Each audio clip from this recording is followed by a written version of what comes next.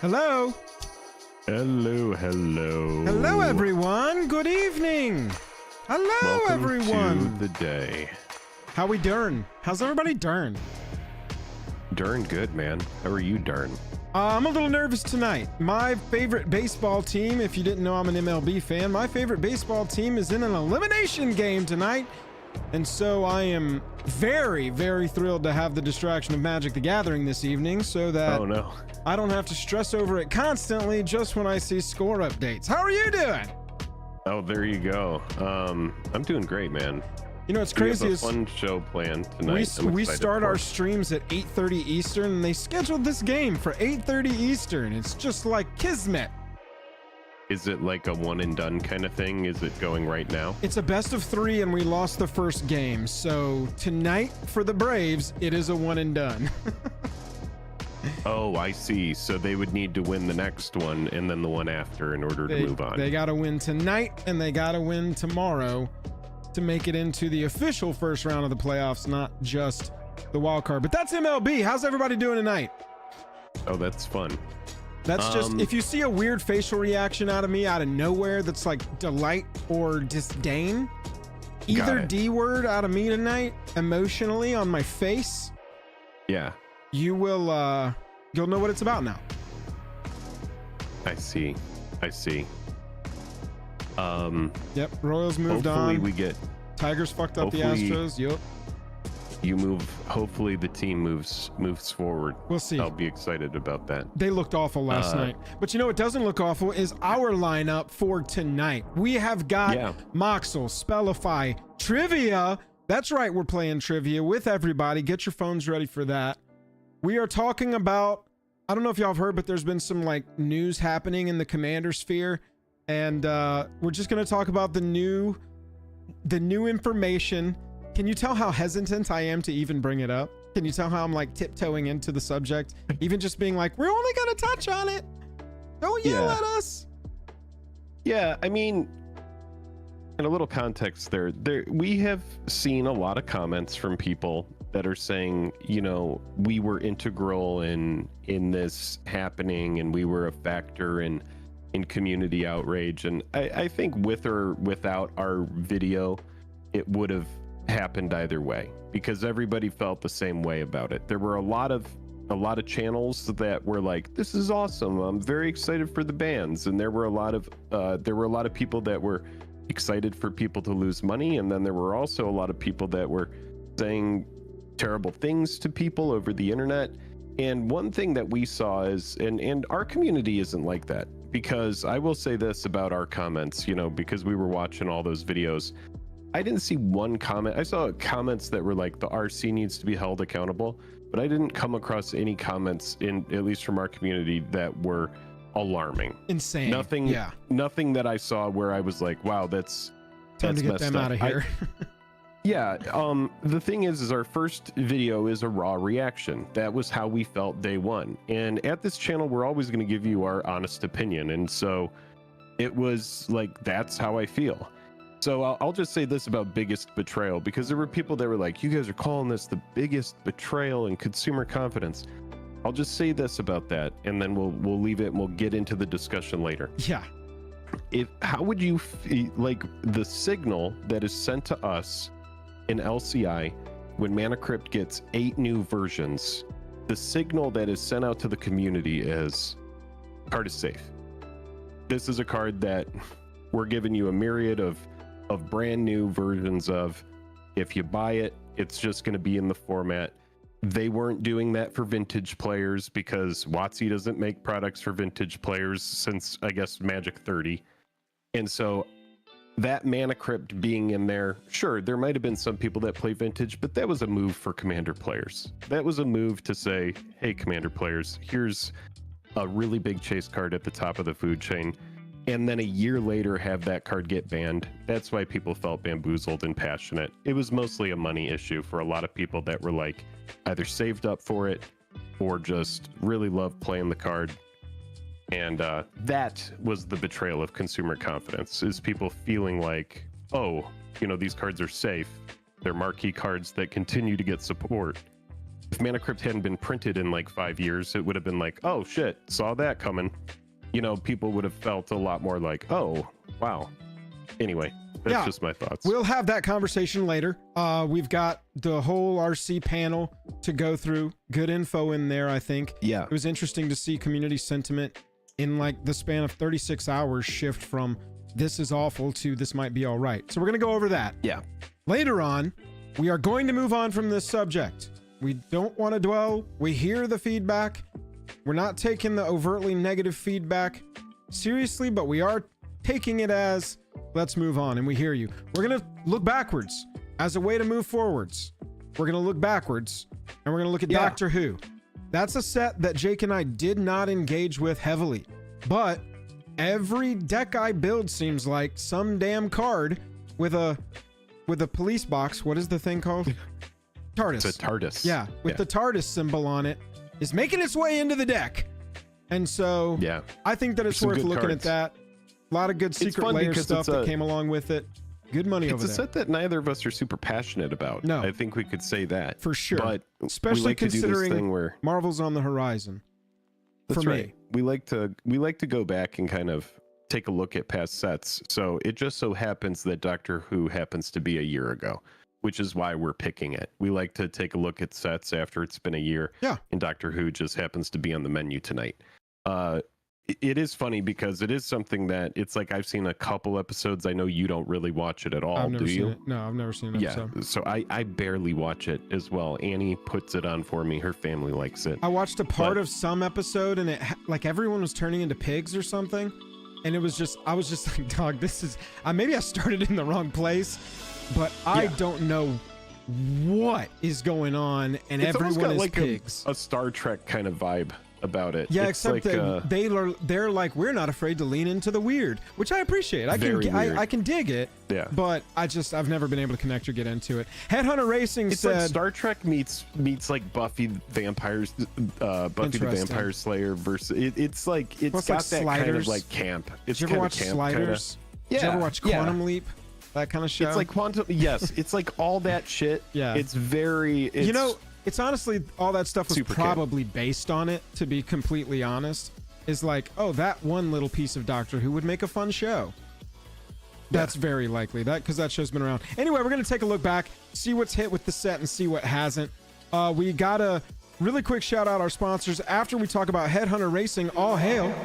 We've got a Stream Monarch here. Not even 15 minutes in. All hail. Crowns in chat.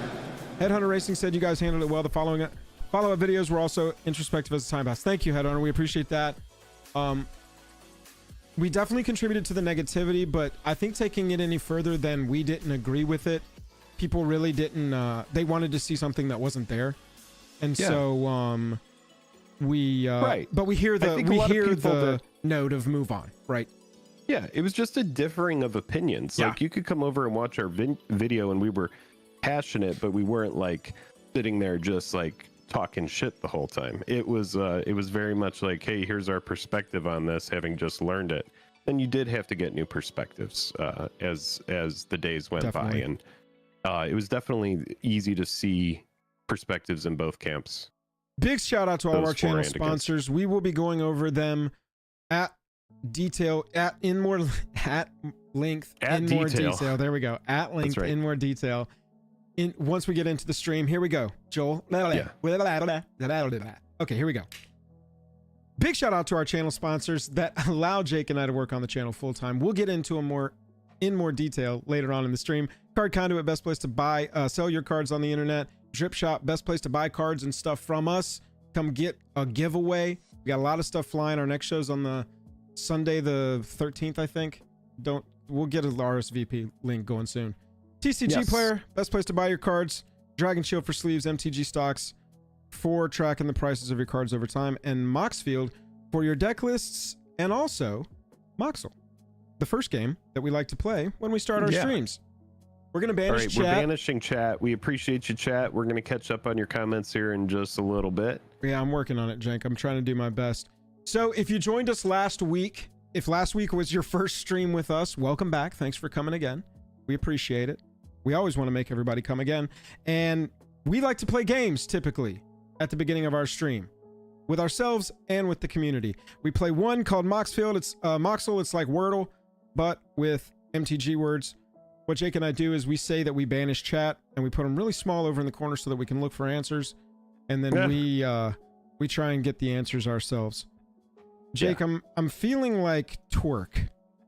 That's not a card. It's not an English word nor a magic related word. Moxel's a lot like Wordle, y'all. How about young pyromancer? We've eliminated None. some letters. If you get gray, that All right. means the letter is not in the word.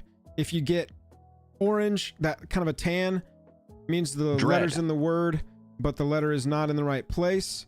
And if you get a Ooh. pink one like that, pink purple, you got the right letter, right place. In the right place. We've only Okay. got I left. But this is feeling like a... Maybe like... No, it's not N. Oh, this is starting to feel like a name. I was the one tonight. Ha ha ha ha.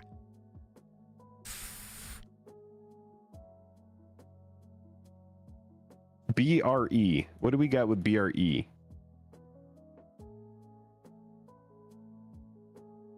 Oh, it's not Y. Possibly P? Pre.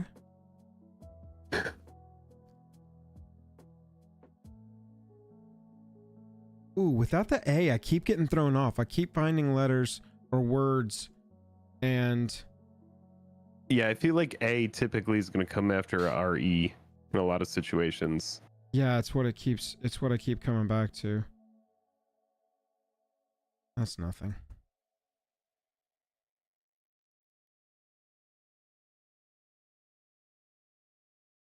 CRE.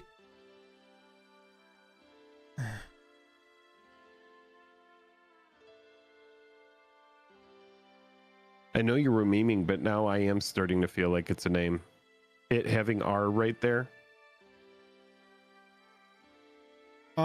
I'm just gonna get some letters. Okay, we got an H.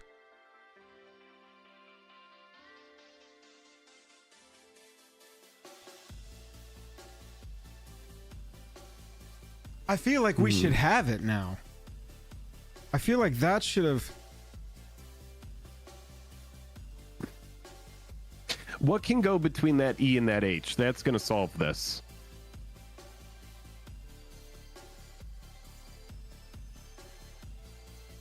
It's not an M, it's an H. Oh, sorry. Not that. Not that. That at least makes a sound. Yeah. It is a name, dude. I can feel Yeah, it's definitely is a this name. something? Is this something? It's I'm thinking it's that PH. Arif? Cref? Right. Cref? Ref? Let's try Cref. Maybe that's a character. No, All right. we tried. Gosh, we're out of vowels. Right. Exactly. That's why it's definitely a name. MRE. PH. Mref. Two. Maybe it's like Arif. Yeah, let's do that. Okay. Maybe front load an H. Pre. Oh man, this is a weird one. Or it's gonna be something super dumb and we're gonna feel stupid. Pre. Based on the letters, I think it's going to be one of those things where we just YOLO and accidentally get it. Yeah. Because after what's left here, it's just a bunch of like consonants that, and most of them are weird.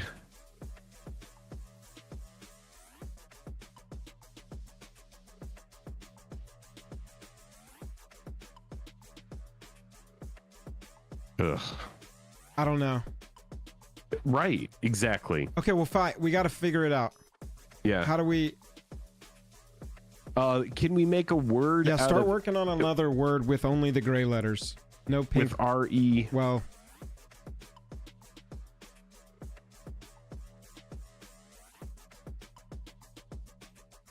Oh. Maybe an X. Crash. No, we can't use S.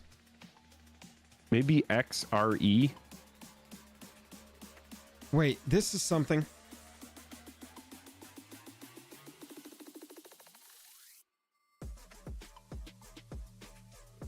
Breath.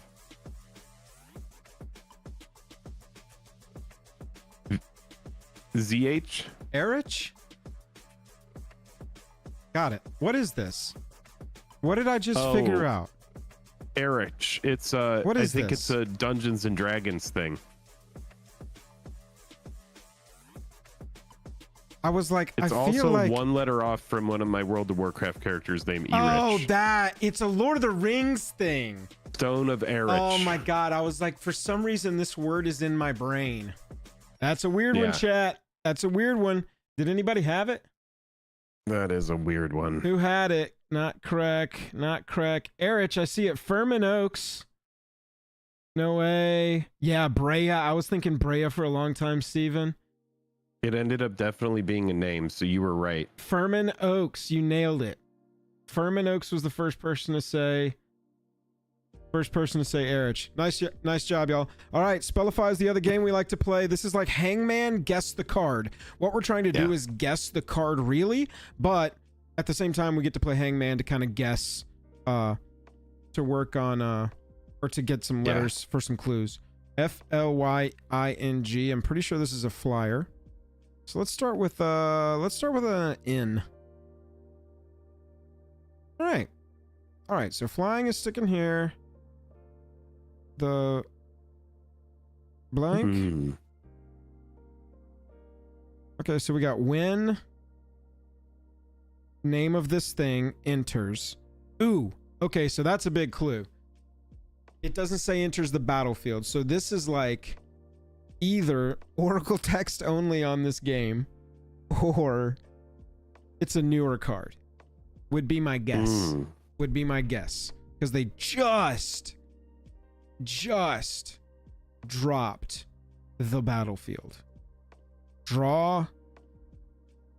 What? Let's figure out that creature type. Oh wait, no. What is an? I think I'm starting. Draw 3 cards, dude.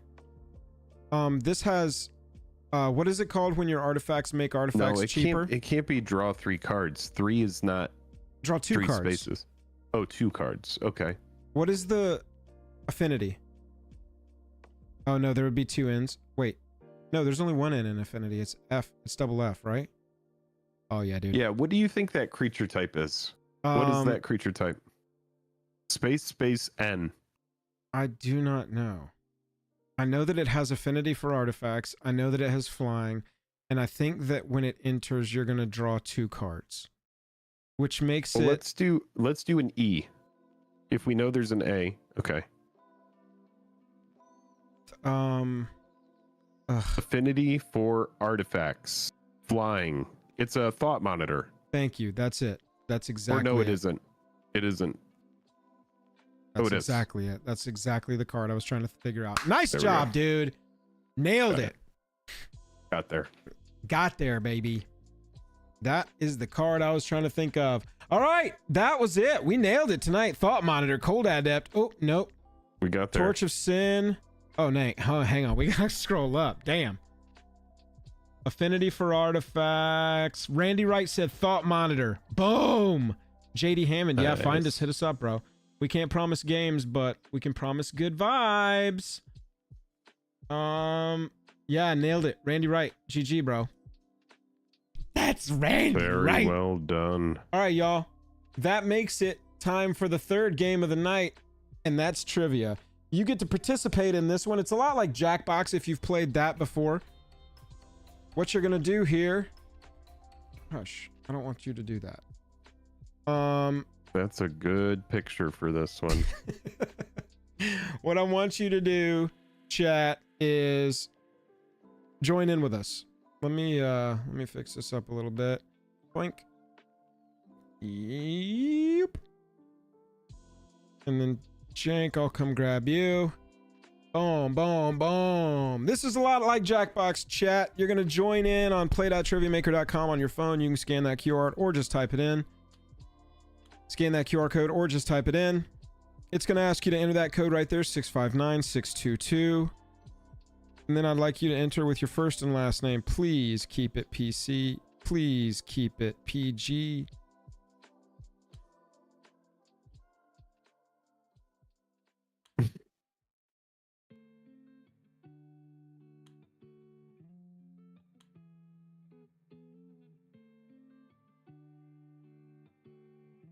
And we can all play some trivia together.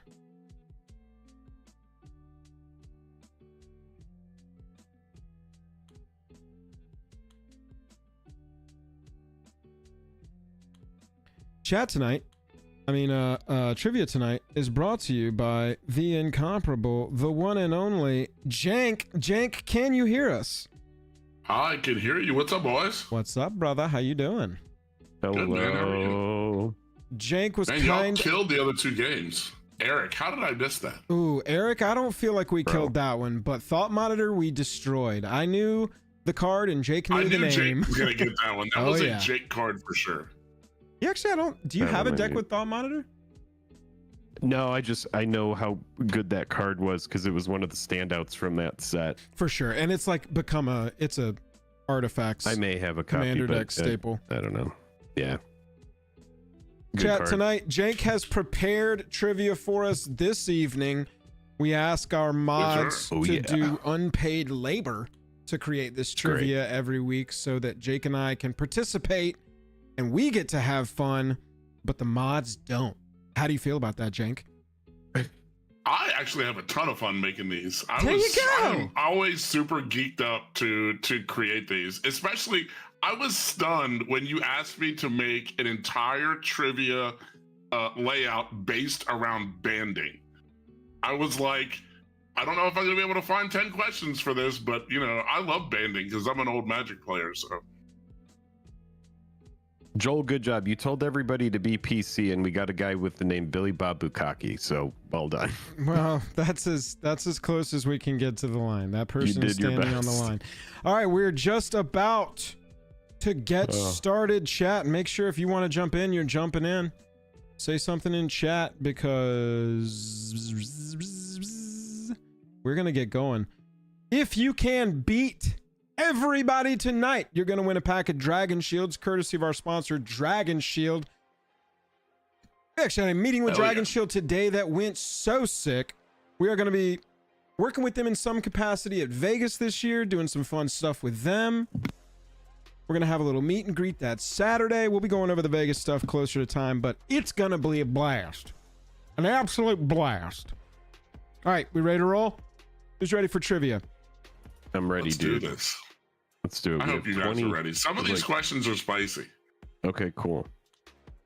Oh, Oscar Lopez. Joel, there is also a picture that I sent you last week when we were first planning to do this that will apply to question number 6. Just a moment. Searching. I don't see it, Bubba. Are you sure you sent it to me or did you put it in the group? It's in the three-way chat with me and you and got Jake. it. I see. It's a very iconic image. Yes, Martine? Yep. Got it. That's it. Okie dokie. Trivia begins. Let's do it. I'm ready when y'all are. So unfortunately, this is not themed around banding. It is themed around banning. Every one of these cards is going to reference something to have to do with ban cards or the banning process or something like that. We're going to start off. All of them are still going to filter into our categories, though. So our first category is lore. Which of the following characters was not a student of the Tolarian Academy, which is a banned Magic card? Here we go. How fast you answer does matter, chat. Is it Urtai, Teferi, Joyra, or Joda? No idea. Any idea, Jake? And then, so for some of these questions, after we answer the question, you guys have to tell me which formats the card is banned in that the question is referenced. Oh my god, okay. Or bonus points. That's actually interesting. Not all of them reference a specific card, so it'll only apply to maybe like half the questions. It's Joda. Yep, Joda is like way older than like all of those other people. Garrett P and Bozo DeClown and Xanathar. All right, there we go. Ooh, we got some real close runners up there. Randy Wright not only tagged the one of the questions earlier, but is also killing it in the trivia. All right, so what format is a Joda banned in? No, so Tolarian Academy. Oh, Tolarian Academy is banned. I'll tell you, it's banned in 3 formats. Can you tell me what the 3? Commander, Legacy, Vintage? Yeah. Nope. Commander, Legacy, Dual Modern. Commander? Oh, Modern? Nope, it's not legal and modern. I was gonna say, I don't think it's legal not and even a modern. modern option. Oh, is it not? Commander, Legacy. This one's gonna be tough. It's not a secret like common, is it? Is it Pauper? No. Nope, but it's kind of one of those offshoot formats that Tiny people leaders. don't think about a lot. It's banned in tiny leaders. No, all right, I'll let you off the hook. It's Oathbreaker.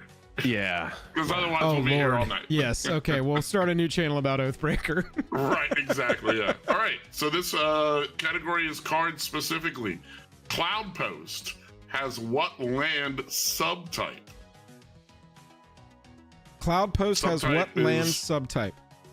Yep. If you've played against one of my commander decks from this year, you should know this. Is it a locus, a sphere, a lair, or a tower? Yeah, anybody who's played that, what's that Simic deck Omo. that came out with the Omo, the Omo weirdo Simic deck from MH3 that was like Yep, that cared about like all these types except lair, maybe. strangest landfall deck you've ever played against. I've really had a landfall got thing spicy, going this though. year. That's a good deck. Oh yeah, it's a fun one. It's a locus. So knew then that one. Cloud Post All is right. banned in Modern? Cloud Post is banned No. in 2 formats. Gotta be Legacy. Nope. Not Modern. Legacy. Modern is correct. Modern is 1. Yeah.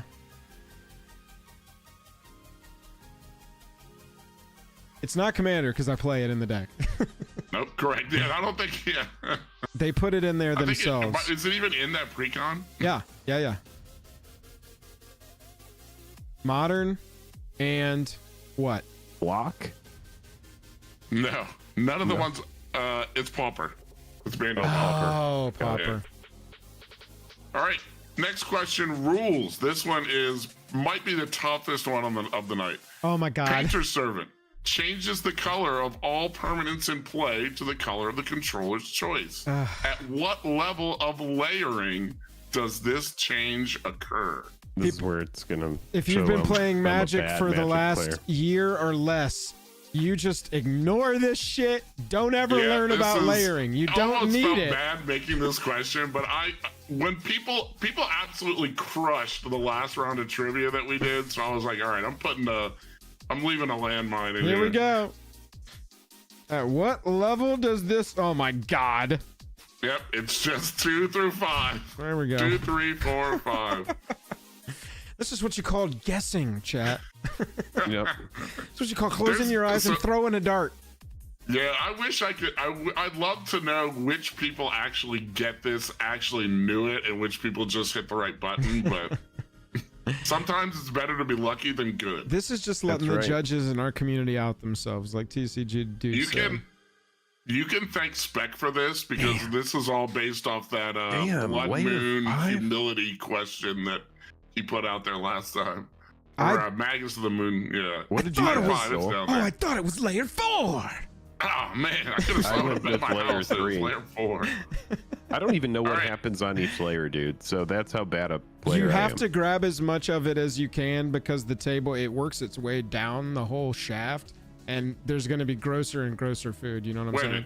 minute. Oh, wait. What does it do? What are I you don't think- talking about? yeah, I don't- What are y'all talking about? Next I question. don't know, but all right. Next question is in the history category, MTG history. What year was the DCI banned restricted list originally implemented? When did they actually start legally banning cards? This is a good trivia question. What year was the first DCI ban restricted list officially started? Okay. Yep. And this one has another very simple Damn. array of answers. It's basically 1993 through 1996. Damn. I had a year in mind and it was on the list. I think that was gonna always happen now that I'm considering you it. gotta go with your gut, man. If you have one pop into your head and it shows up, you gotta do it. D-Hammer showing off the energy emojis we added around Modern Horizons 3. The year that I thought was much later, so I ended up having to guess here. Damn. Yeah, I was honestly kind of surprised how early it was. Yeah, I mean, this is literally like a year after Magic came out. Seriously. And it's What did they ban? It was that early. It was a ton of stuff. I don't remember exactly what was on the list, but it was a bunch of stuff that came out that they nailed originally. Garrett they just P. banned a bunch of cards that came out the original year? I guess. That's wild. Garrett P. got a commanding lead. I mean, Garrett is commanding lead up there. Oh yeah, Ed Davidson, Randy Wright, and Bozo all in a tight heat there. Jimmy and Brent. I do like Jimmy likes Jank. I like you too, Jimmy. All right. Oh god. This is the one we had to tweak a little bit for this week since it came out a week late. Which of the following? This is the MTG Media, by the way. Which of the following YouTube programs stars Olivia Gobert Hicks, a now former member of the Commander Rules Committee?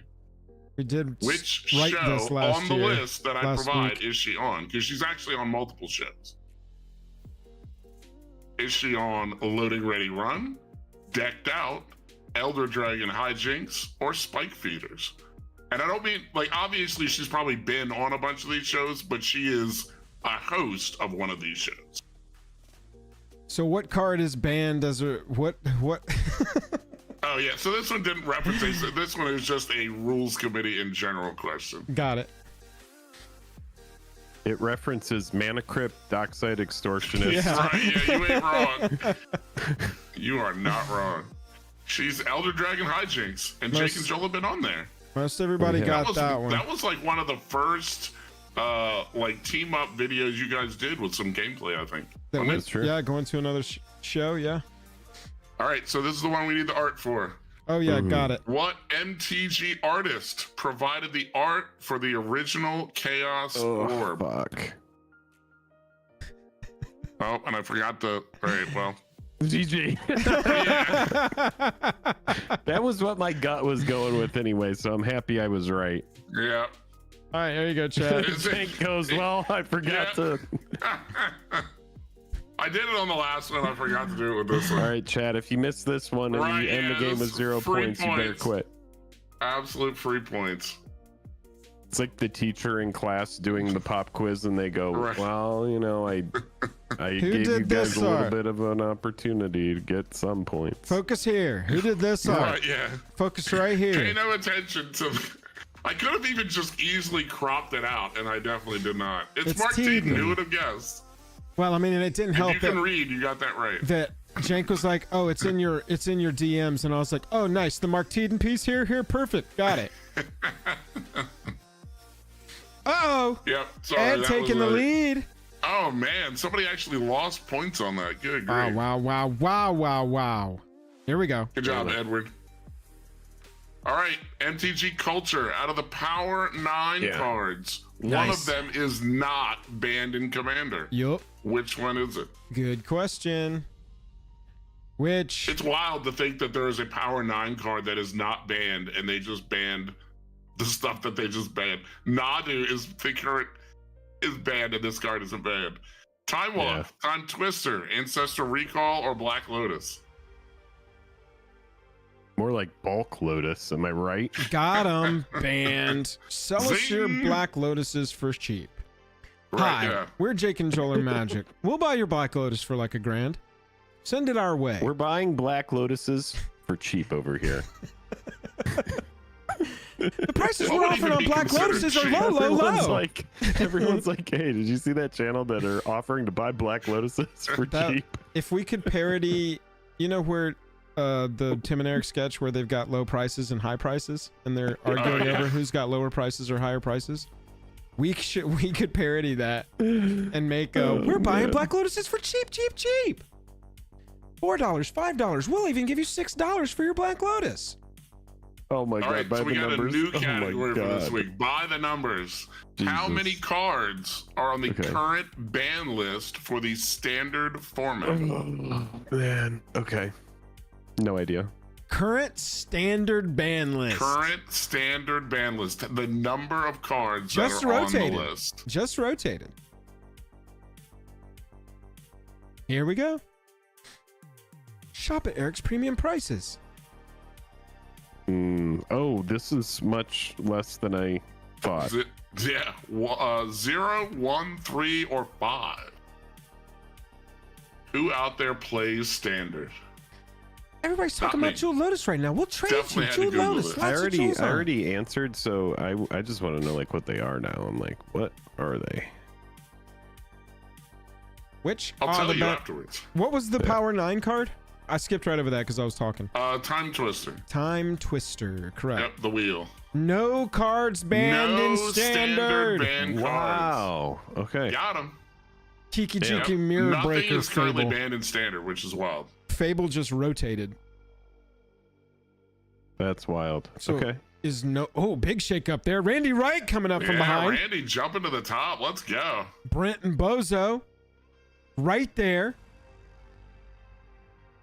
All right, our Universes Beyond question. In the Lord of the Rings product, the MTG land Caracas, which is banned, was reskinned to be what Middle-earth landmark? We had a Damn, So I what did didn't they even know that they reprint put this Caracas as? This was in the special edition, I believe. Yep. I didn't realize. Maybe they it was did in that. both. Okay.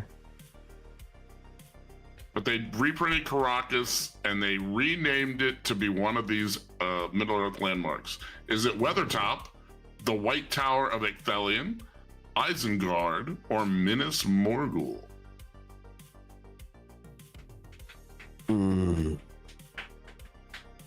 Nardu. Damn.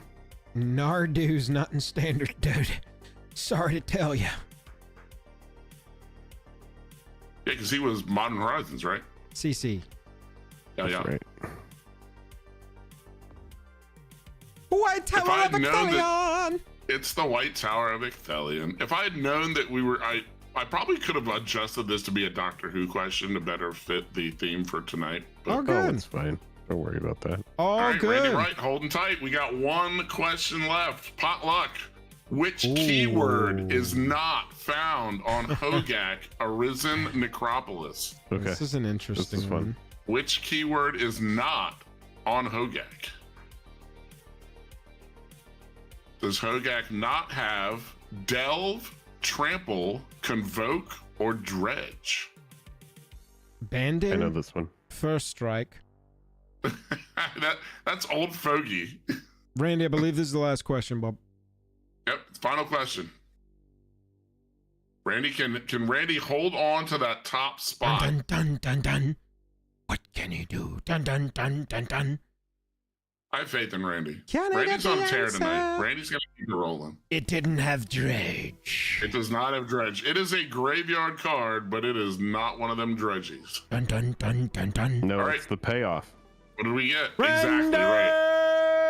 Randy Wright, 851. Nice, Randy. You are Good job, the Randy. winner. Randy, you are the winner tonight. All right. Joel, where'd you end up? Oh, Yeah, I want gotta to see be where Jake and Joe gotta be showed up deep. here. Gerald Berzer, 467 tonight. Not a great showing. Joe- Nice. What was your name, Jake? I was Pacifico with lime. Were you really? 557 Pacificer with line. That's not bad. Okay, you guys went too far down there. Alright, Randy not just bad. ran away with it, really. Randy Took Randy it picked down. up the ball at like the 50-yard line and just Randy didn't look back. is Honorable banned. mention to our top 5 there. Y'all, we appreciate it. Jank, we appreciate it as always, bub. Absolutely, man. I was happy to get in here and get these banding questions for you. Super appreciate good. you, dude. Super fun. Yeah, no problem, man. Thanks very much. I look forward to hearing about you guys talking about Doctor Who and not knowing at all about what you're saying. Oh, it's That's going to be right. great. You can tell us when we mispronounce a word. Right, yeah. All right, well, thanks, guys. Chat. I will catch you guys later. Later, Everybody, later. you can find Jank on his channel, Kraken Jank. Yeah, everybody. Yes, sir. Somebody drop Jank's channel in the chat if you would. Appreciate you. Everybody claps in chat for Jank making trivia for tonight. That was a good time. Okay. Okay. Here we go. All right, we ended trivia at 6:15 Pacific Standard Time. Once more into the breach. We put on our hazmats. We gird ourselves against negativity. A bug just landed on my nose. That's freaky. So this week, Ish. we thought last week, honestly, that it was over. And it was just going to kind of be a while before we heard anything else. And it was going to be let it relax out. But it didn't. And on Monday, the RC handed over the reins of Commander to the mothership. That had a lot of reactions out of the gate. You got ours on Monday. Could be good, could be bad. I think overwhelming sentiment, Jake, and you can tell me what you were perceiving from people, but my overwhelming perception of the community on Monday was like, obviously we all agreed that why they were forced to hand it over, awful. Don't love that, to say the least. But regarding the actual game piece of it, most everybody was like, this is not going to be great. We have now got the money grubbers at the helm of the game. And then after the panel that we're going to go through the kind of bullet points of, the major highlights of, in case you missed it, and to sort of inform our conversation here. After that panel with Gavin and Aaron and Blake, it felt like sentiment sort of shifted back and was like, maybe this isn't going to be all bad after all. What did you see? Well, the way that I felt about it was, you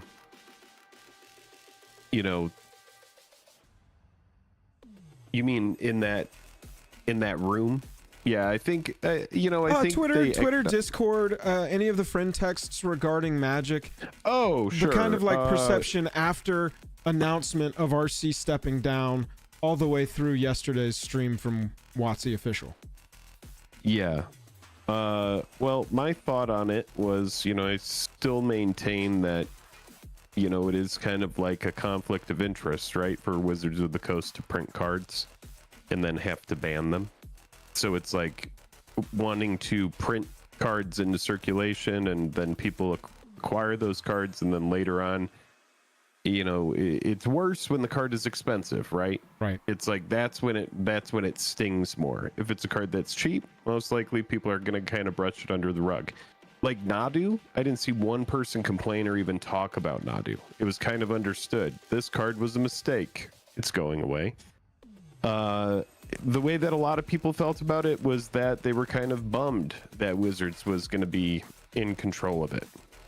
That the RC was necessary, and I think that system of checks and balances is good. That's what I saw in texts in the Discord. Yeah, there were a lot of people that were like, "Well, this is what you get, you crybabies. You yelled about it and you whined enough, and now the RC is gone." I think people, having opinions about stuff was fine. Disagreeing with it was fine, and people who take it too far, whether or not that is the full reason as to why it was dissolved, I don't know. I think it was a really difficult situation to navigate. I think that having so few members was probably a poor choice. One of the big things that everybody focused on from the panel itself was Gavin's comments. Yeah. Gavin being in charge. Obviously, they put him right up there front and center.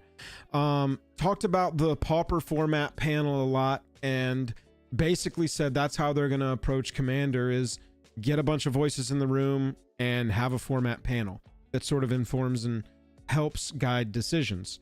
Kind of like maybe what they could have done with the CAG. We were saying, right? Right, exactly. It's you got to have more minds in the room. Right. Have a whole panel, have a whole bunch of people sitting around and discuss it, and that makes the most sense. And then they started They started from trying to answer exactly what you were talking about just now. And the first question on everybody's minds is, okay, well, we're just going to have rotating commander now. Every 4 years, I'm going to have Solar Ring, Solarist Ring. You know what I'm saying? And I'm going to have to replace all of my stuff with Strictly Betters. But Aaron Forsyth, head dude in charge, this quote, "I'm also here for the love of the game, like the ERC. Yes, Hasbro wants things. Yes, my boss wants things. I have a lot of freedom to do what I think is best. Our goal is to make things last forever. Keeping the community happy is our way to make money." And I think we've seen that. Yes, they've made some not great decisions that we're all super against. 30th anniversary. But I'll tell you what, they sold that thing and they never mentioned it again. They completely backed off of anything regarding that.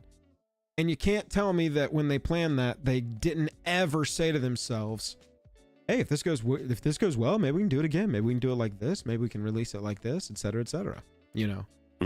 And so I do feel like keeping people happy is generally going to be their best way towards success. And, you know, with Gavin at the helm and the top, you know, signature basically saying, we're going to try and just like let Gavin do his thing, essentially. It feels like it could be good news. And I think mostly everybody took it as that and kind of got a little hopeful after this panel happened. Yeah. You know, whether or not how you felt about the banning, it did happen. Whether or not those cards needed to go is opinion based. It in my thoughts, you know, some people liked it, some people didn't. It was not a successful banning because of how the community responded to it.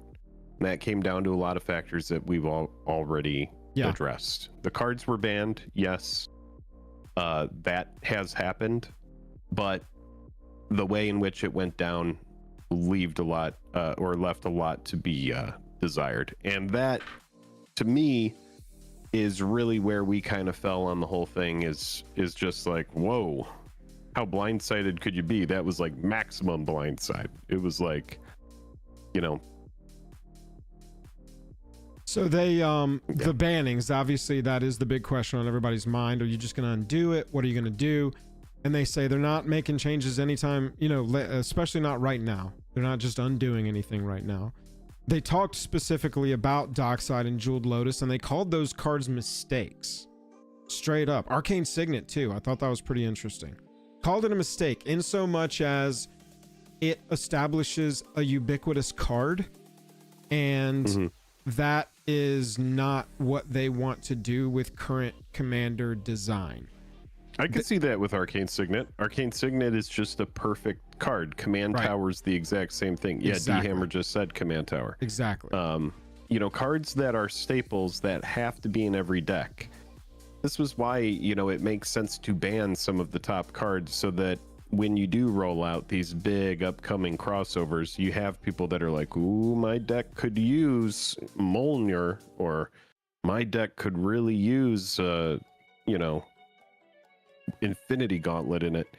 I hope that that isn't the idea. You know, having Commander have some sort of rotation makes me want to throw up. I don't think they're, it makes me want at least from what they've said in this panel, how they're thinking about it from the outset, it doesn't seem like that is the goal. They also said that they are trying to like help out Rule Zero conversations between strangers and pickup games with this brackets, these power brackets.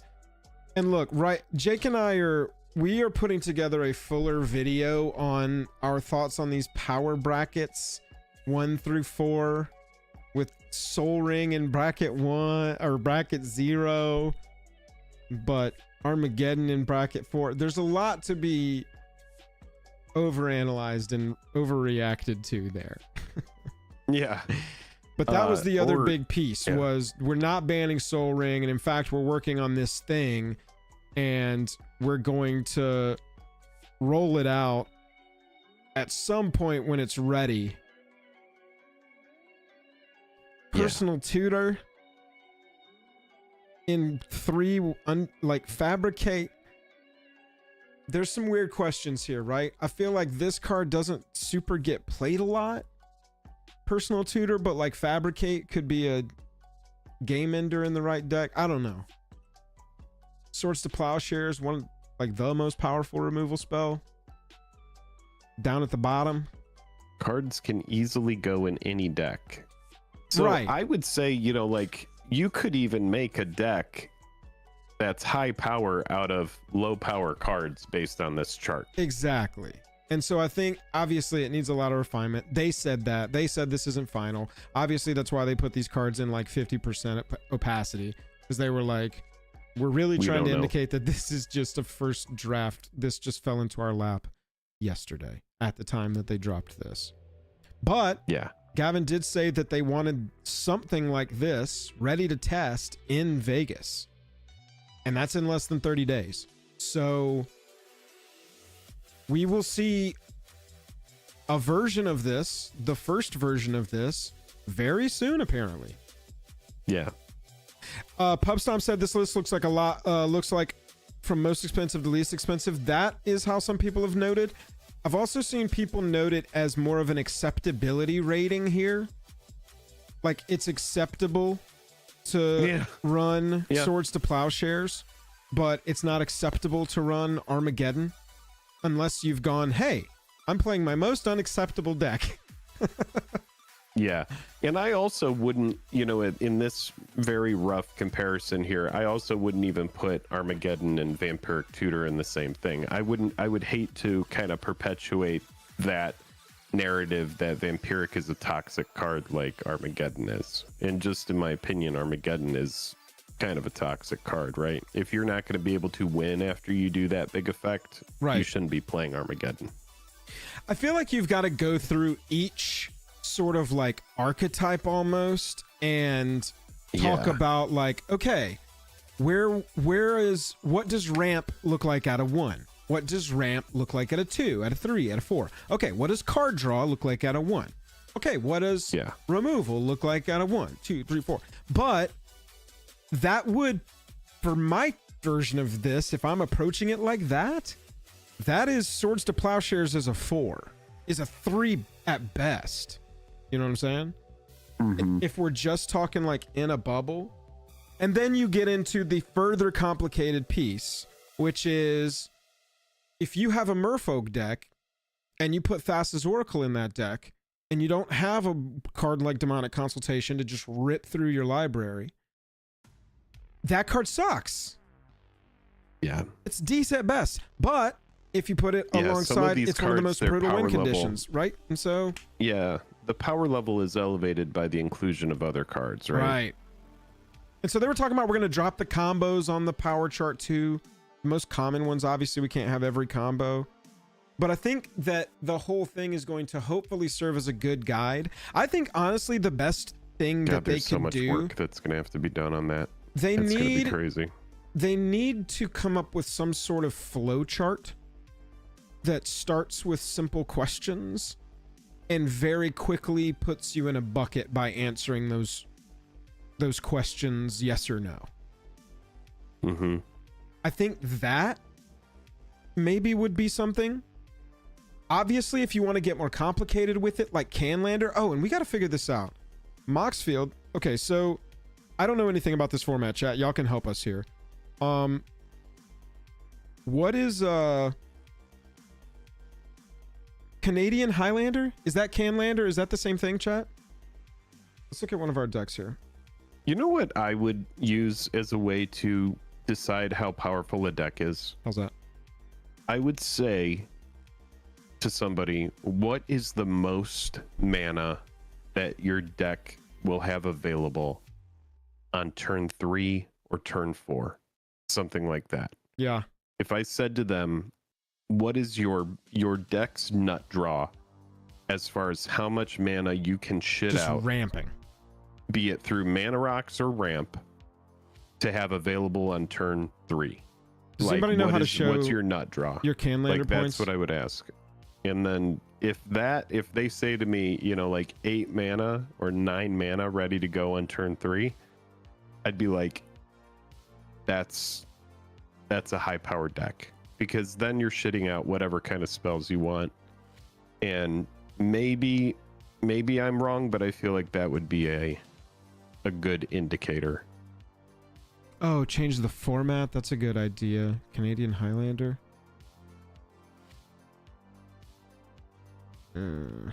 Oh, it's maybe down here. So I saw on Twitter today, chat. Let me walk you through while we're looking at this right now. Oh, Canadian Highlander, 4 points. Okay, interesting. Okay, so chat. Canadian Highlander is a format that is a singleton format, and they allow cards in your deck based on points. Canadian Highlander. I just saw this right before we came online.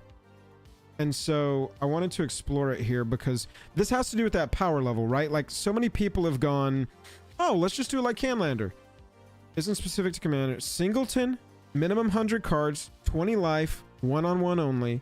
No sideboards, no commanders, no color restrictions. 100 card. Second most defining thing is the points list. Points list is an ingenious way to manage a format like this. Pretty simple too. The points list gives a point value to certain high power level cards, and you get a certain number of points. 10 per 100 cards in your deck to spend per deck.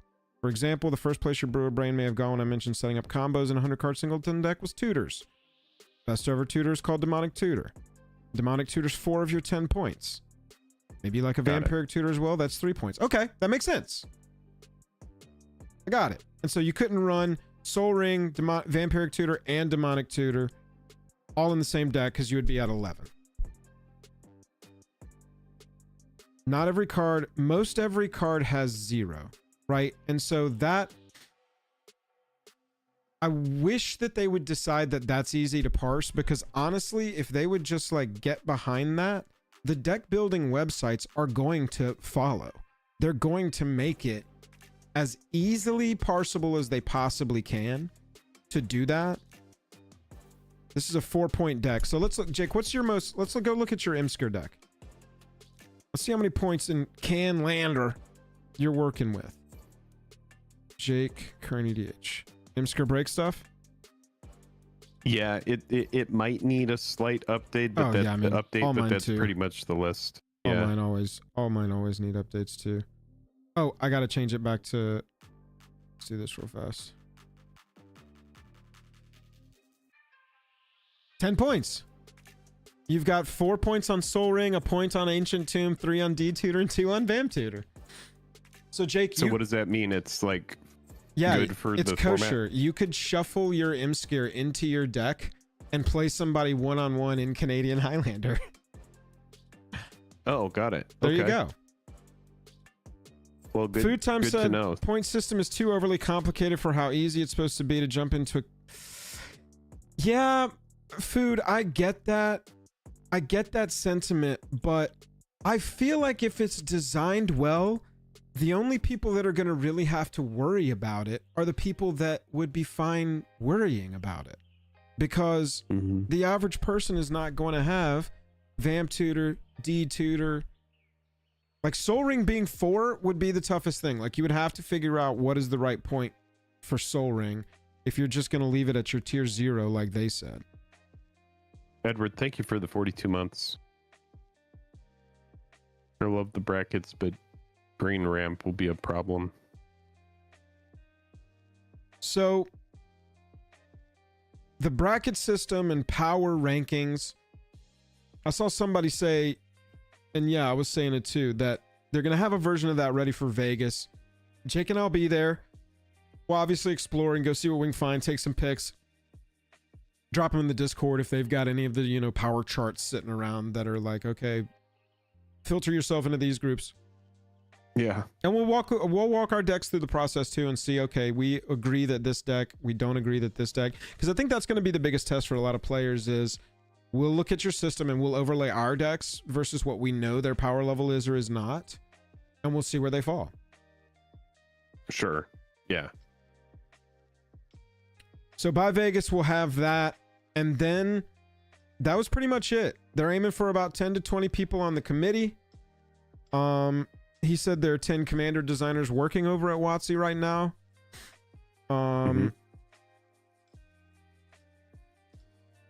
That's it. Yeah, I mean that was really what they said. Was we're not unbanning anything rashly. As a part of sort of like taking over the format, they're reevaluating everything, including the ban list. He said they're not going to ban new things as a result of this entire changeover, but maybe some things will get unbanned. Right now, in a bubble, the commander ban list doesn't make a lot of sense because up till now it was sort of constructed under the idea of this is a guide. Don't play cards like this, which is why I've always thought they should have called it some sort of like restricted card guide and not a ban list, but that's neither here nor there now. Now, I mean, it's going to look weird having Biorhythm and Coalition Victory right alongside Jeweled Lotus and Mana Crypt. So we'll see. Yeah. I'll just say this. While the cards have clearly dipped in price, they also have recovered. You know, like Mana Crypt, the cheapest one I'm finding is like $140 on eBay. I'm sure you can find some on TCG Player, but that Mana Crypt dipped down to 80 or 90. It got gobbled up. So, you know, there's a lot of people speculating right now. Joel and I have had this conversation, but we'll briefly have it for you here. It's extremely risky to buy speculative cards on the hunch that they'll be unbanned. I get racing to buy stuff after it is banned or unbanned. It happened with Protein Hulk, and I remember, you know, just like they're all getting gobbled up, and I know that that's how it will go. But I do think it's kind of risky to be buying shit like Biorhythm and Coalition Victory and, you know, even Jeweled Lotus and Mana Crypt after it's just been banned, hoping that it's going to be unbanned. I don't know if it will be, but definitely high risk. Not an enormous drop here either, looking at the premium version of Dockside Extortionist. Yeah, I mean, Dockside is the one that's been hit the hardest because base copies have got down to as low as 40.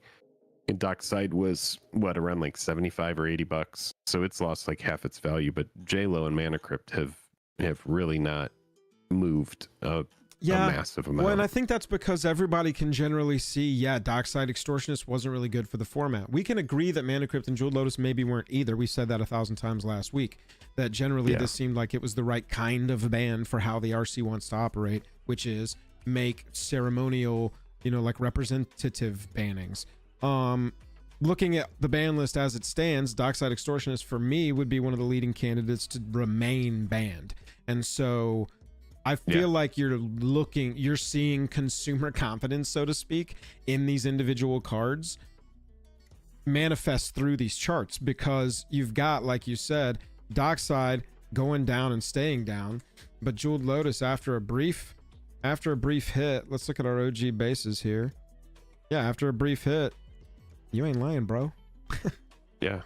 I mean, look at the Mana Crypt chart. It's the same thing. Yeah, exactly. Yeah.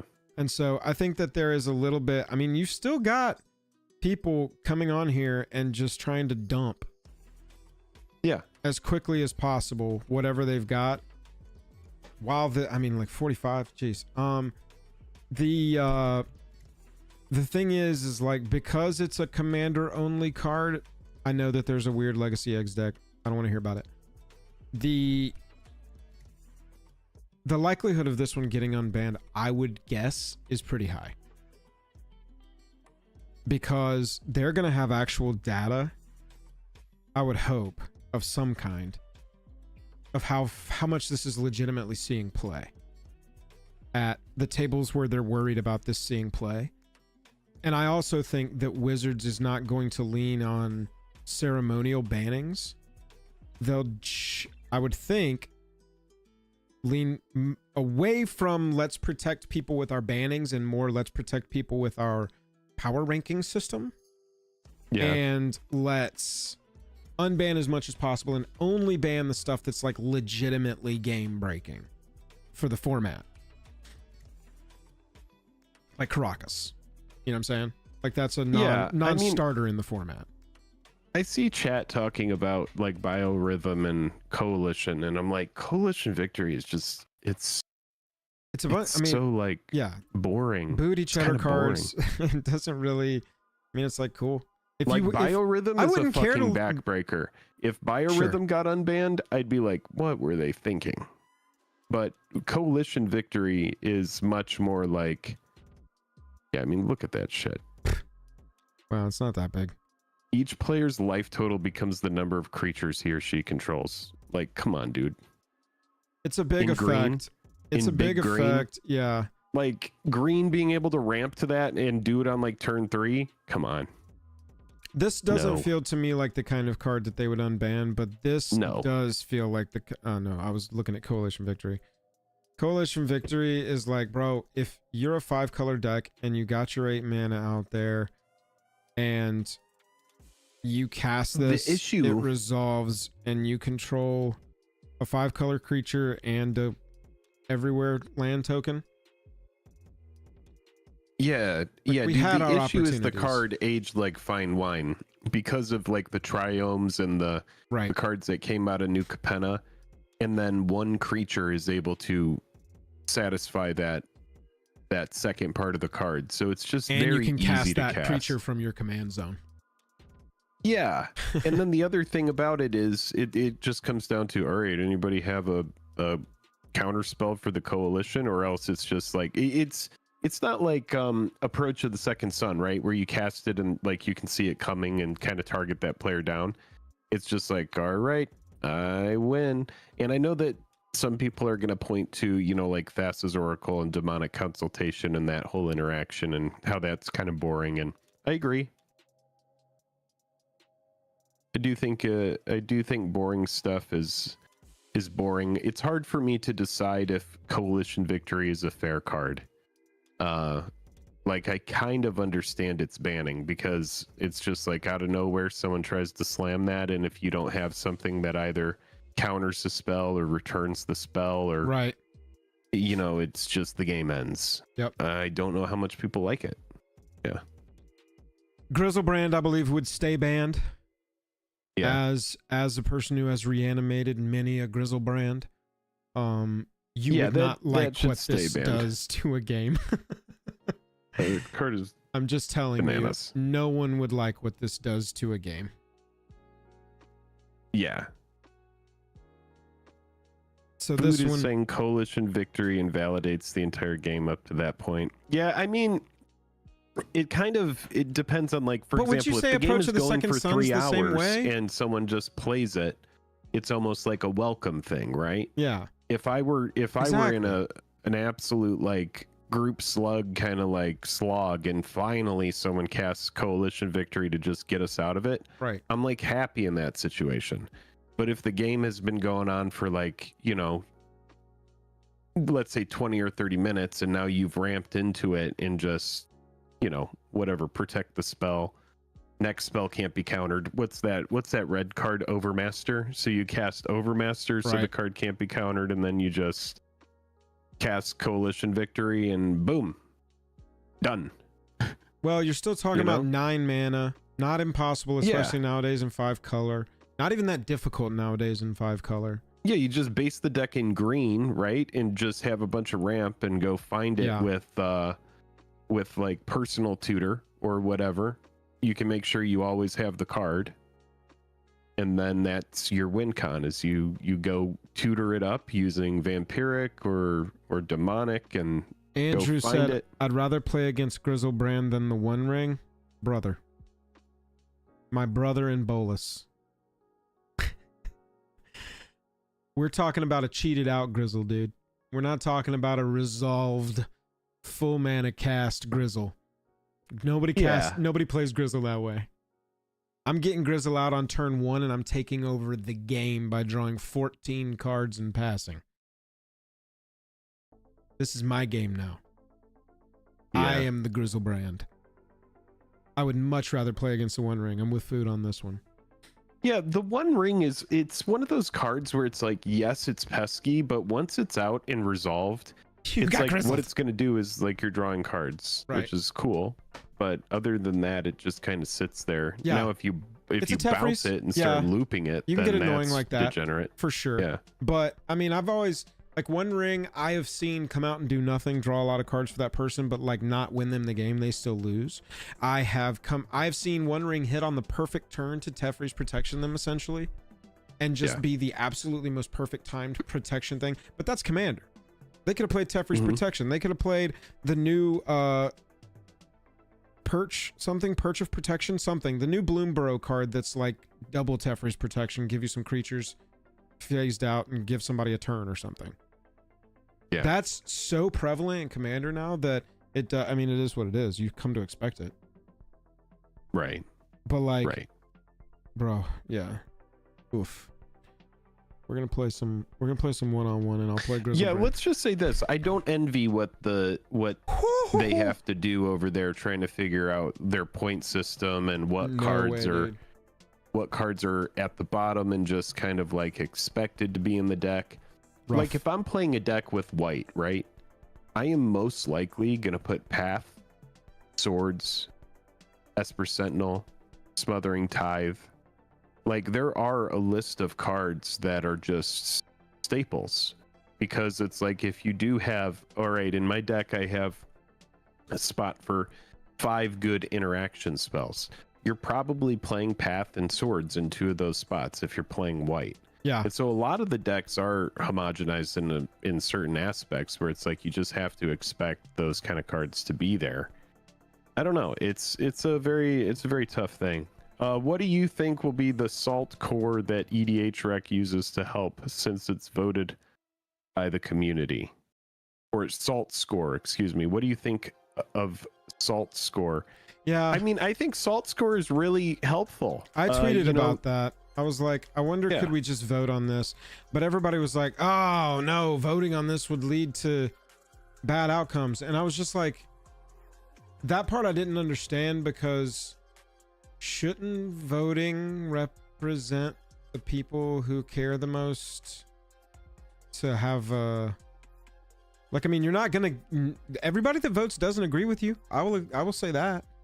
But if you don't want to put it to a vote just because you might not like the outcome, I would ask you, maybe we reevaluate what voting is all about and why we need to do it. The voting for me would be like, we'll definitely show up if you care, like any type of voting, right? It's a logistical problem to me more than it is a validity problem, because getting that, like the length of the vote and how it's available to everybody for voting, and if it's a completely community voted on effort, I feel like the logistics of gathering that vote and revealing that vote are harder than we would end up with bad results. Yeah. Because you don't even have to like directly do a vote, right? You could have your Commander rules committee like do a vote, and then let your internal group that you're putting together, Commander panel, whatever, may have the final call, like the what you call it. They actually get to make the choice.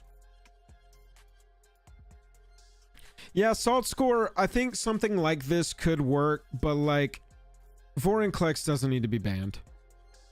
Armageddon doesn't need to be banned. Hell, I would say Static Orb doesn't need to be banned. I mean, a lot of these cards don't need to be banned. Yeah, I mean, we can look through them. Joel, do you like playing against a stasis type thing?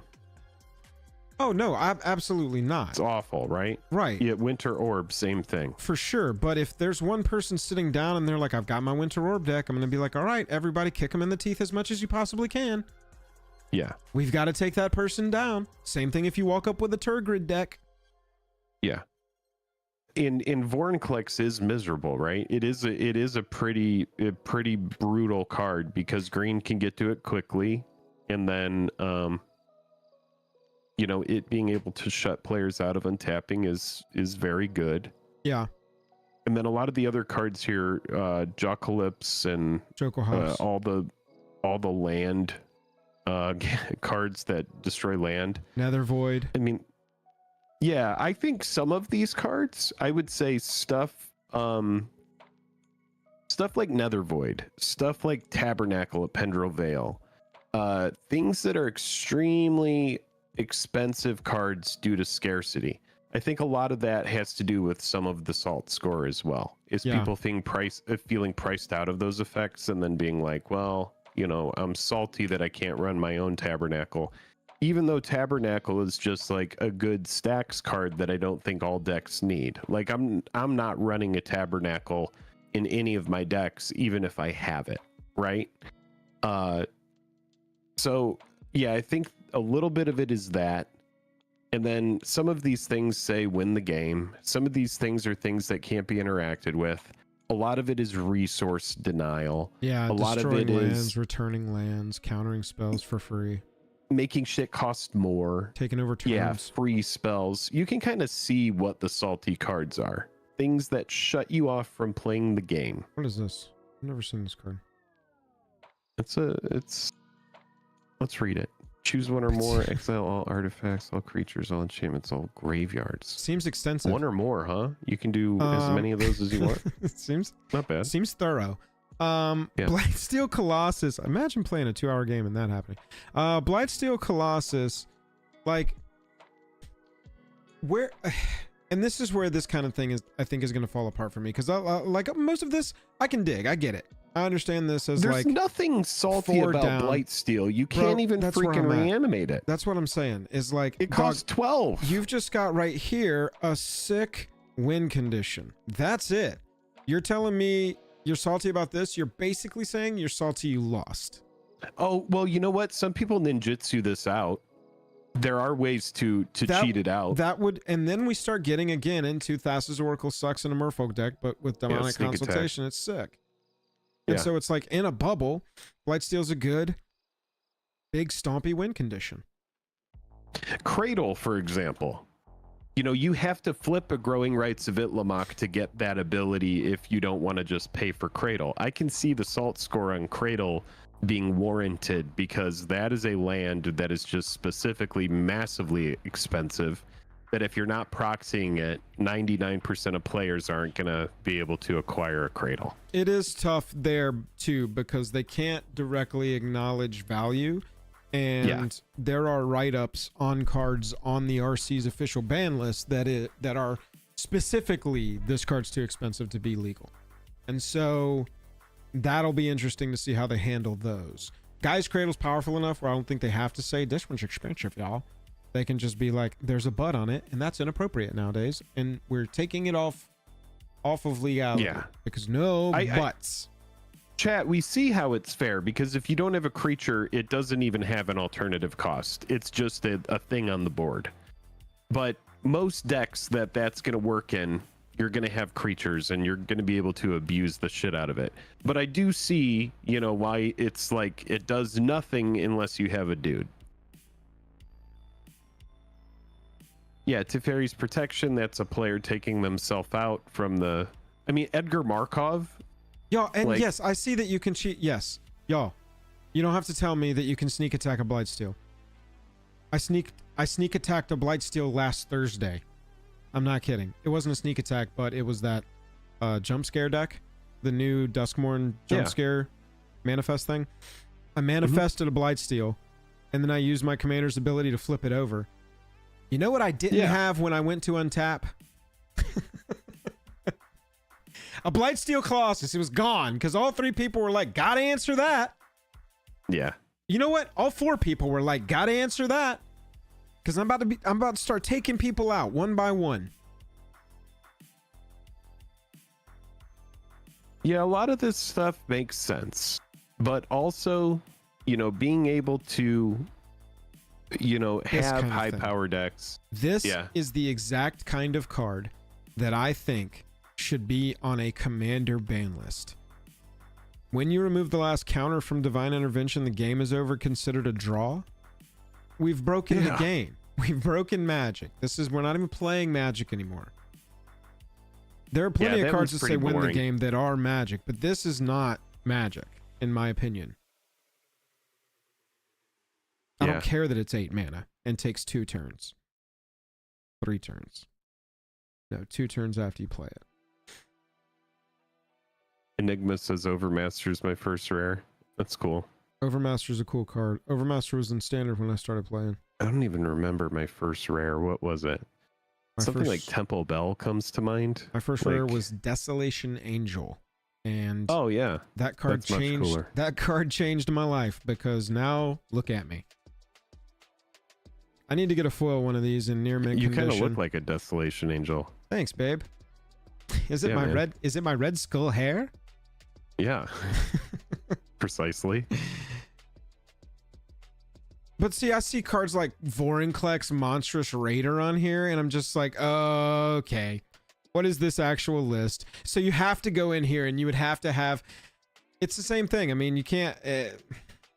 Yeah, anybody who's not a long-term player might look at this list and be like, oh, I'm not going to play any of these because of the salt score or whatever. Sure. But it really does have to do with what kind of shell they go in. Like Farewell is just a good card, but its number of modes is like, I mean, Farewell is annoying, but it's like I get its existence, which is weird to say. Would you put this on the ban list, Jake? Possessed Portal. I've never even seen this card. I love how deep this game is, dude. This was actually on one of our sleeper series. Oh, we have covered this one before?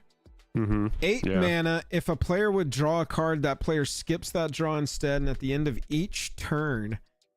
And that's just if a player would draw a card, period. That's crazy. That's not just their card draw step. That's wow. At the beginning of each end step, each player sacks a permanent unless they discard a card. Yeah, dude, this is just brutal. Yeah.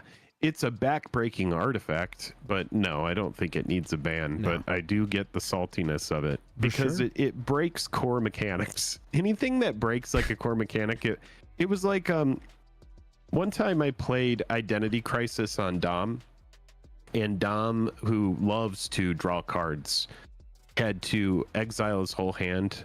And I was like, okay, like I'm surprised that Identity Crisis isn't on this list. Look up that card. I mean, it's like the fact that that's not a salty card on the list doesn't make any sense to me. Like, what is its salt score? Where do you see? Oh, at the top. Where? Oh, you don't see it? It's right there. Are you looking for the card? No, I'm looking for the salt score.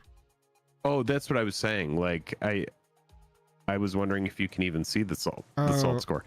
But like that effect right there at 6 mana, being able to, it's essentially like a mind twist. You know, if I'm casting that on somebody, even at sorcery speed, remove all cards in their hand and graveyard from the game. I remember Dom just like scooped after that. He was like, all right, I'm good on that. Right.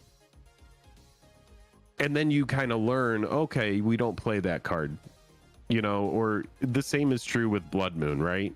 Like Blood Moon in Commander, it's like you're essentially saying to your pod, all right, you all better be playing Enchantment Destruction, and you better make sure you mulligan to have it, because I'm going to get my turn 2 Blood Moon online and no one's going to play the game. Like, that kind of shit is like, okay, it's a head turner, it's an eye-rolling moment where everybody's like, oh, look at you, you're clever. But after doing it once, it's kind of like, all right, I get it. So yeah, that is like where it's at right now. We're going to see the first version of this power ranking in Vegas. We will report back, obviously. And then in general, Jake and I have 2 like videos that we kind of been tossing around. One is, you know, the rankings and power rankings and how we do that. We might have covered that here tonight. We'll figure it out. But like buying and selling these cards, we'll make a fuller video on it in the coming weeks as we can see sort of like any information at all. But obviously our recommendation in enormous crazy moments is to just relax. That would be my general advice, is don't panic, just chill. Something's going to happen. Hold on to your cards if you still want to play Magic. If you're too pissed to keep playing Magic, get rid of them. Yeah. Or just hold on to them anyway. You remember when everyone went out and they bought like the like inappropriate cards when those all got banned? Oh yeah, like Invoke. Yeah. So it's kind of like you have to be so careful because first of all, I mean the market for those cards is really small, and if it doesn't turn out, then you've just spent a bunch of money on speculative cards hoping for an unban. And like any other kind of thing, like anything that comes into Magic the Gathering, if it's hyped, if it's in the moment, yeah, there's going to be market watch on it where people are looking at like oh yeah, these new cards are cool, they're spiking, but then when the next set comes out they sort of fall out of sight. Well, these bannings are going to be the same kind of thing. If this doesn't turn out and everything just stays banned the way it is, then people who bought expensive shiny coalition victories and biorhythms are going to go whoops, and those cards are just going to kind of like settle back down. Seriously, it's not going to be like a bunch of people just continuing to buy them. Like, no, yeah, it'll just kind of fade away like anything else. Yep. The opposite direction of that is Randy buying 1,000 coalition victories and 2,000 biorhythms. That's just good. 1,000. That's just good thinking. Yeah. Ever since Sonny Bobo bought 2,000 coalition victories, I bought 2,000 coalition victories. Bob says, "Oh snap! I am in this moment right here, right now with you guys." Well, we appreciate you. Hello. We appreciate you, man. Welcome to the day. Chat, we want to talk about our sponsors very briefly, and then we are going to get into our second topic of the night, which is taking a look back at Doctor Who. Jake, I'll go ahead and talk about Card Conduit if you want to take a bio, grab some water, and then you can talk about our other as you come back. Chat, Card Conduit. Yeah, give me just a second. Is the absolute easiest way to sell your Magic cards. You simply ship your unsorted Magic cards. We recommend you sort them first and make sure you're sending stuff over 50 cents. That's a change, by the way. We've only ever talked about sending your stuff over $1, but now they're accepting 50 cents and above. Ship us your unsorted Magic cards. They catalog, check the quality, and then they go and sell them for you. And they send you a check. That's it. This service right here, if you make sure that everything is worth 50 cents or more on their buy list value, your fees are only going to be 5%, and that's going to be even less if you use our code. Everything's down in the description for you to use. We have had a ton of very satisfied users of Card Conduit.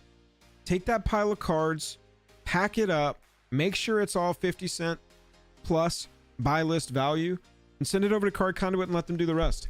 They're going to sell it for you and send you a check minus 5%, and that 5% we can get down a little further with our code. If you are unsure of what the value of the card is, you can just put it right here. I don't know why it's showing credit card numbers right now. That's kind of annoying. I think it should the last 4 there. We'll just go incognito tab, go to Card Conduit. Last 4 of my credit card numbers are important for these people to show off. Card price check. What is a card that we would want to buy list right now? How did that synthesizer? Wasn't there like that artifact was like crazy expensive? There we go. Simulacrum synthesizer. Right now, retail price of this $18. Very cool. Retail price of this, so you could just go buy a copy or sell your own for $18.67. But this card's moving so well right now. You get that curated service like we're talking about. They can sell that card for you for $17.10. And now, granted, this is a mythic from this year that's got a lot of hype. And so it's going to be a really fluid card, and there's going to be a lot of buying and selling of this card happening on any given day. And so the price that they can buy list it for is a lot closer to the retail price of it. But then I see Valgavoth in there. Let's just check how Valgi's doing. Our newest terror. Oh, wow. Yeah, look at that. There's another one. Right now, If you went to your pre-release and you pulled a Valgavoth and you're like, I'm never going to use this card, I don't want it. It's too spooky for me. Get it out of here. You could go through the entire process of selling it to somebody for $22 or pack it up, send it in a pack, get $16 for it. Easy peasy. Card conduit. Get good value for your cards with little to no work. Card conduit is great, man. Absolutely.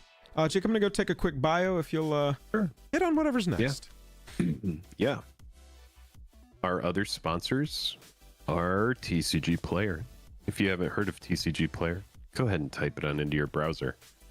You can also use our links in the description of the video if you are going to be getting cards from TCG Player. It is a marketplace for buying Magic the Gathering cards. Are you surprised? We just told you a place to sell cards. Now we're telling you about a place to buy them. And that spot is TCG Player.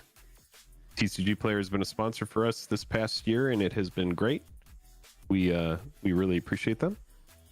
And yeah, it's a very big marketplace. You're going to get a lot of I like to tell people to check around at different sites. You know, the more spots that you check, the better prices you're going to find for cards. Because there are so many people on TCG Player, you get a lot of really good competitive prices over there. So I would encourage you, if you haven't bought from there, go ahead and give it a chance. Yeah, we've been using them for a long time and we'll continue to do so. And then also Drip Shop, where you are going to find us, gosh, in the next 2 weeks, we're going to be doing another stream. We're going to be doing, there's going to be bounties going on over there. It's going to be pretty crazy. If you haven't signed up on Drip, definitely use our code sign up. You're going to get some free credit to use on the site. You can use it on our stream or you can use it on somebody else's. But we are going to be trying to find chat here. Where did chat go? Chat? Chat, where are you? Oh, there we are. There we go. All right, we got chat back. I was nervous. Bob with 369, we appreciate you. 69 likes. Yeah, let's get to 69 likes. We're 10 away. Can we do that? Yeah, Drip Shop. We are going to be doing bounties. It's going to be find a serialized card, get a $100 bounty, and then the other thing that you're going to be able to find are because we are going to be doing Duskmourn Collector box giveaways, we're likely going to have 2 boxes of Duskmourn Collector. If you find one of the fractured foils, you're going to win a bounty as well. And so if you are interested in that, if you want to come hang out, you don't have to buy anything. You could just come hang out and get yourself some packs and try to win a giveaway. Or you could come hang out and buy some of the stuff we're going to have in the store. We'll probably be doing some like mystery booster stuff, and we're going to be doing we'll do mystery booster. We were thinking about getting some Japanese War of the Spark for an upcoming show, something like that. But yeah, definitely come to our Drip show. The tentative date for that is probably going to be the 13th, which is a couple Sundays from now. And we're going to get that in before we leave for Vegas, which is going to be the 23rd-ish through the 30th-ish. Did you already say something about that? Food Time said Japanese War of the Spark, Boil Quest? Yeah, I said that could be on the menu in the future. Yeah. We don't know if it's going to be on this next show, but we are trying to make like kind of like a Foil Quest kind of thing come back. And that way we could... Yeah, I think it would just be fun. Yeah, it would be fun. One for the audience that we've kind of cultivated over here. Yeah. And yeah, those packs would likely be either auctioned off or bundled in with something else in some capacity. But yeah. Our next drip show... we hit 69 likes. Nice. Oh, hell yeah. Bounty hunting. That is what we're doing at our next drip show. Gonna find some serialized cards and some serialized sets. So that'll be fun. Yeah, we'll hit y'all with the RSVP. I appreciate you. And we got TCG. Yep, already did that. And then obviously Dragon Shield, where you can protect your cards. Not only do they have sleeves, but they have a whole bunch of stuff. They have outdoor play mats. They have binders, deck boxes, all sorts of stuff over there at Dragon Shield that you can protect your cards with. We've been using them for a long time, and big fan of Dragon Shield. They also have an app. Yes. Yo, scan this QR code. I'm gonna hand it here. I'm gonna hold it here for a second. Be my friend on the Dragon Shield app. Dragon Shield app has got a fantastic scanner.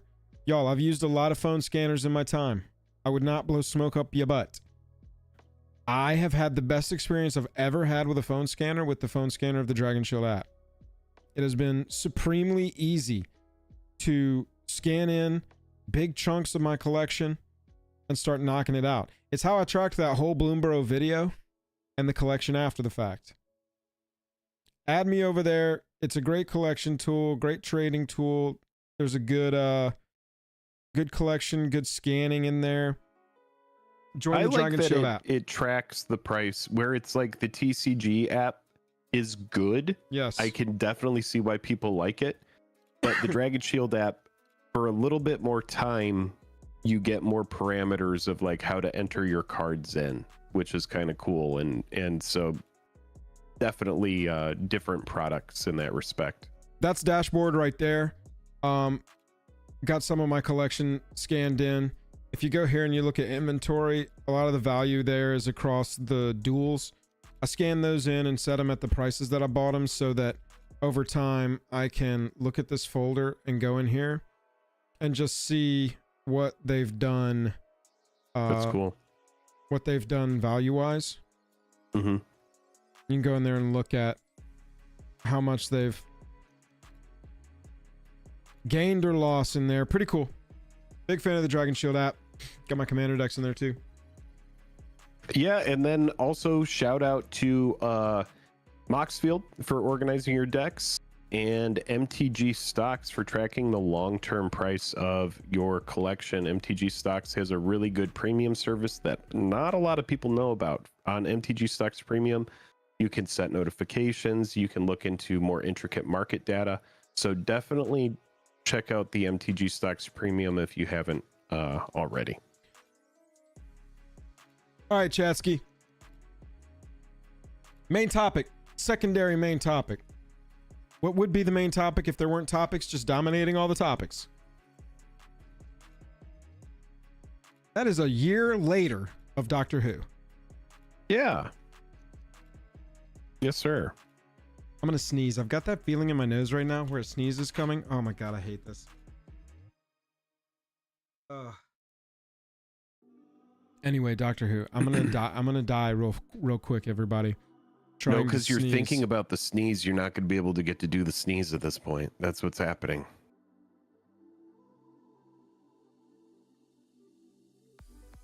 MTG Gaming Bob, we do appreciate the $3.69. Says 69 likes. Let's go. The cool kids are hitting like. That's right.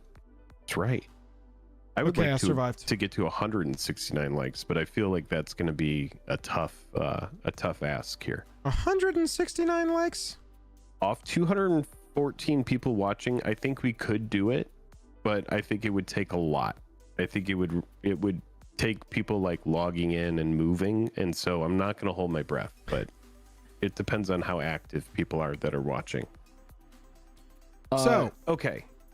Doctor Who, a year later. We like to do this sometimes, man. We like to go back and we like to take a look back on old sets.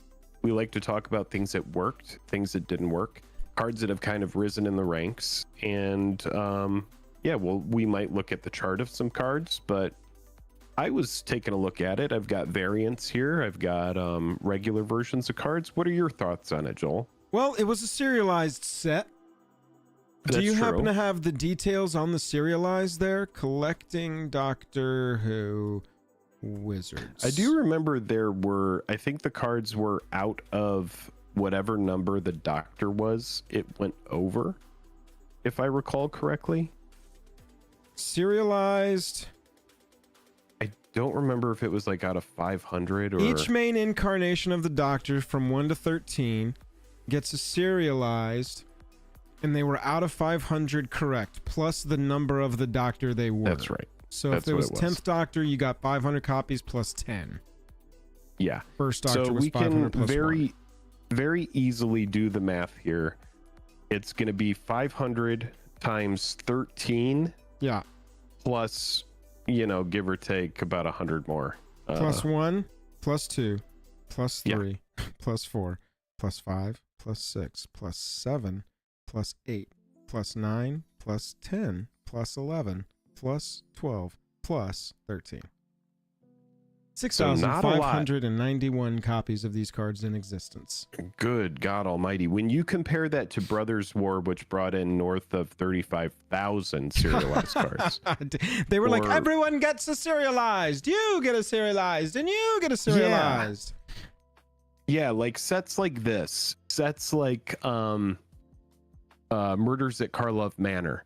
We almost have to kind of look past these serialized cards just because they're so hard to hit and hard to find. You can't depend on it. You just have to get very lucky. I'm actually very surprised that these are at such an affordable range, given the fact that it is crazy. Yeah. I was just thinking of that myself. Not a ton of them. Is all right, now that we've got context for these serials set up, let's go back and look at the cards. And yeah, man, my eyes flashed a little bit when I saw the most expensive one isn't even $1,000. Yeah, that's interesting. I wonder if that has to do with interest in the IP. I think so. From Magic players in general, we don't want to collect these. I think that I don't want to collect definitely these. A factor. And then a Who fan is not going to want to collect these because they don't give too much of a shit about MTG. And so, yeah, it's kind of a weird middle ground, right? I feel like an IP it's like great Marvel for Doctor Who fans that are also Magic players because they can kind of like, if they do want to pimp their deck with a serialized version of like their favorite Doctor, well, they're in a really good spot because these are pretty cheap comparatively. This card in particular, going more toward the game piece side of it. I said when we were setting this up in the opening of the stream, Doctor Who has been this set for me that I essentially skipped. I almost even made a video about how it was the first time in a decade that I've skipped a set almost fully. Didn't buy a pack, didn't buy a single, nothing. However, over the months, 12 months since this has come out, Fourth Doctor especially, because I've built a lot of like historic and landfall stuff. These cards pop up. These cards have homes. They definitely designed playable cards. They didn't have a, IP that they folded into universes beyond that was just awful. I think that you had a lot of cards like, because they wanted to play with time travel as a mechanic, they used a lot of the suspend stuff. So I feel like a lot of the cards got narrow from that regard, but I mean, as far as playability, gave CEDH a top card, gave whoever wants to run Displaced Dinosaurs that's got historic permanents entering a lot, gave us a big savior spell. Why is Snuff Owl got value, chat? Is this Legacy? Because it's a free spell? No, Snuff Out is the spell that was answering Nadu. That was a wasn't it? Oh, it's Exile. Yeah. I just didn't recognize it because I've only seen. No. Snuff Out is. No, is that was Spike. Oh, free spell and Pauper. Okay. Soul Spike. That makes sense. Oh yeah, Pauper free spell. Got it. Thank you, chat. Yeah. I know it's a free spell. Just what was using it as a free spell. Got it. I hear you. That's cool. So it got some. It offered some playable pieces. Is my point. Yeah. One thing that kind of is worth talking about in Doctor Who is you got a heroic intervention reprint that was 5. I remember when it came out and quickly went back up to, like 10, and like the foil is expensive as well. You get a nice dip on these cards right when they come out, and historically what ends up happening with a good spell like this is it gets soaked up, and that's what we've seen happen. Oh yeah, this was one where I remember earlier in the year we were trying to go, y'all, There's a bit of a price disparity on the versions of Heroic Intervention right now. Yeah. Let's look at all the heroics. Because at the time we had just gotten one in Commander Masters. And I think that was like, oh, everybody's just like, oh, it's getting a bunch of reprints. I'll have time. I'll pick it up. Sure. And it's still not, I mean, come on. You can still get a copy for $5, $7 if you get lucky on a day. Under 10 is possible still with Heroic Intervention, but to your point, these are the kind of cards, I mean, you can see they just kind of it's upward. just like, it's another one of those cards that's just a very good commander card. It's just super useful. That's an interesting line. Hometown TCG said, I think the Who community will take to these more over time than you think. Excuse me. There may be even a lane in slabbing iconic cards or moments for Who fans to scoop up from you down the line. Exactly. So they don't care about the playability of it. So it'd be nicer to have as a piece for them in the hard case of grading. So that they can display it. You know, you get this card and it's surge foil with the serialized, and they're like, oh yeah, that's number 222 of 512. You know, sure. To 10 BGS 9.5. Yeah, I like that idea. That's interesting. Yeah, it does make the collectability universal. That's a very good point. The let's say the serialized stuff aside. Yeah, I really do think that the set brought a lot of good stuff. I was actually very surprised when I was looking through prices to see that a lot of the stuff actually has a good price. There was stuff like Everybody Lives that people were high on when the card first came out, and I'm not really surprised to see it go down a bit, but still maintain one of those higher prices in the set, just given the fact that it's good. It's also been indicated that this effect is going to be around in lots of forms, that maybe they think these types of decks need more protection from the oodles and oodles of removal that's existent in Commander. Yeah, this is one of those cards that I can see, not financial advice, easily being $10 eventually, just because Truce or Everybody Lives. Well, Truce. Yeah. Everybody Lives at this point, it's kind of like, and it looks to still be hitting like new lows for what it's worth. Yeah, because that's the other thing with this set is seeing that surge foiling doing so well. You can bet your ass Final Fantasy and Marvel are going to pull the same levers. Is it going to be surge foil or confetti or fracture? They'll probably have some new. They'll probably bring some back. But it creates this disparity in the prices. It creates this, that's not a there is disparity between the high and the low, but it creates this layered approach that we've talked about so many times, where every card has layers, and you can get in on the bottom layer to get your playable game piece, and you can get in on the top layer to get your graded serialized universal collectible. But with this, you see cards like Everybody Lives. It is also worth noting, it was only commander decks that we got for this. We didn't get like a main set or anything. We got commander decks and collector packs. And collector boxes. Yes. That's right. Yeah, that was how we got the serialized stuff. Right. We also got some secret layers. And I wanted to look specifically at the what's the one with the Christmas? This one. Secret Layer Doctor Who Regeneration non-foil. This came out December of last year. It hasn't even been 12 months yet. And it's already tripled. What was this one sold at? It's doubled at least, we'll say. So this is another thing that I kind of take from these. This is a really good one, I think, for us to look at and try and learn some Universes Beyond lessons so that we can see moves ahead of time next time, maybe. At least a little bit better. You've got this secret layer that, for all intents and purposes, just slid under the radar, dude. Came out about the same time, came out, you know, around Christmas. People were already not focused. But it's got mechanically unique cards in it.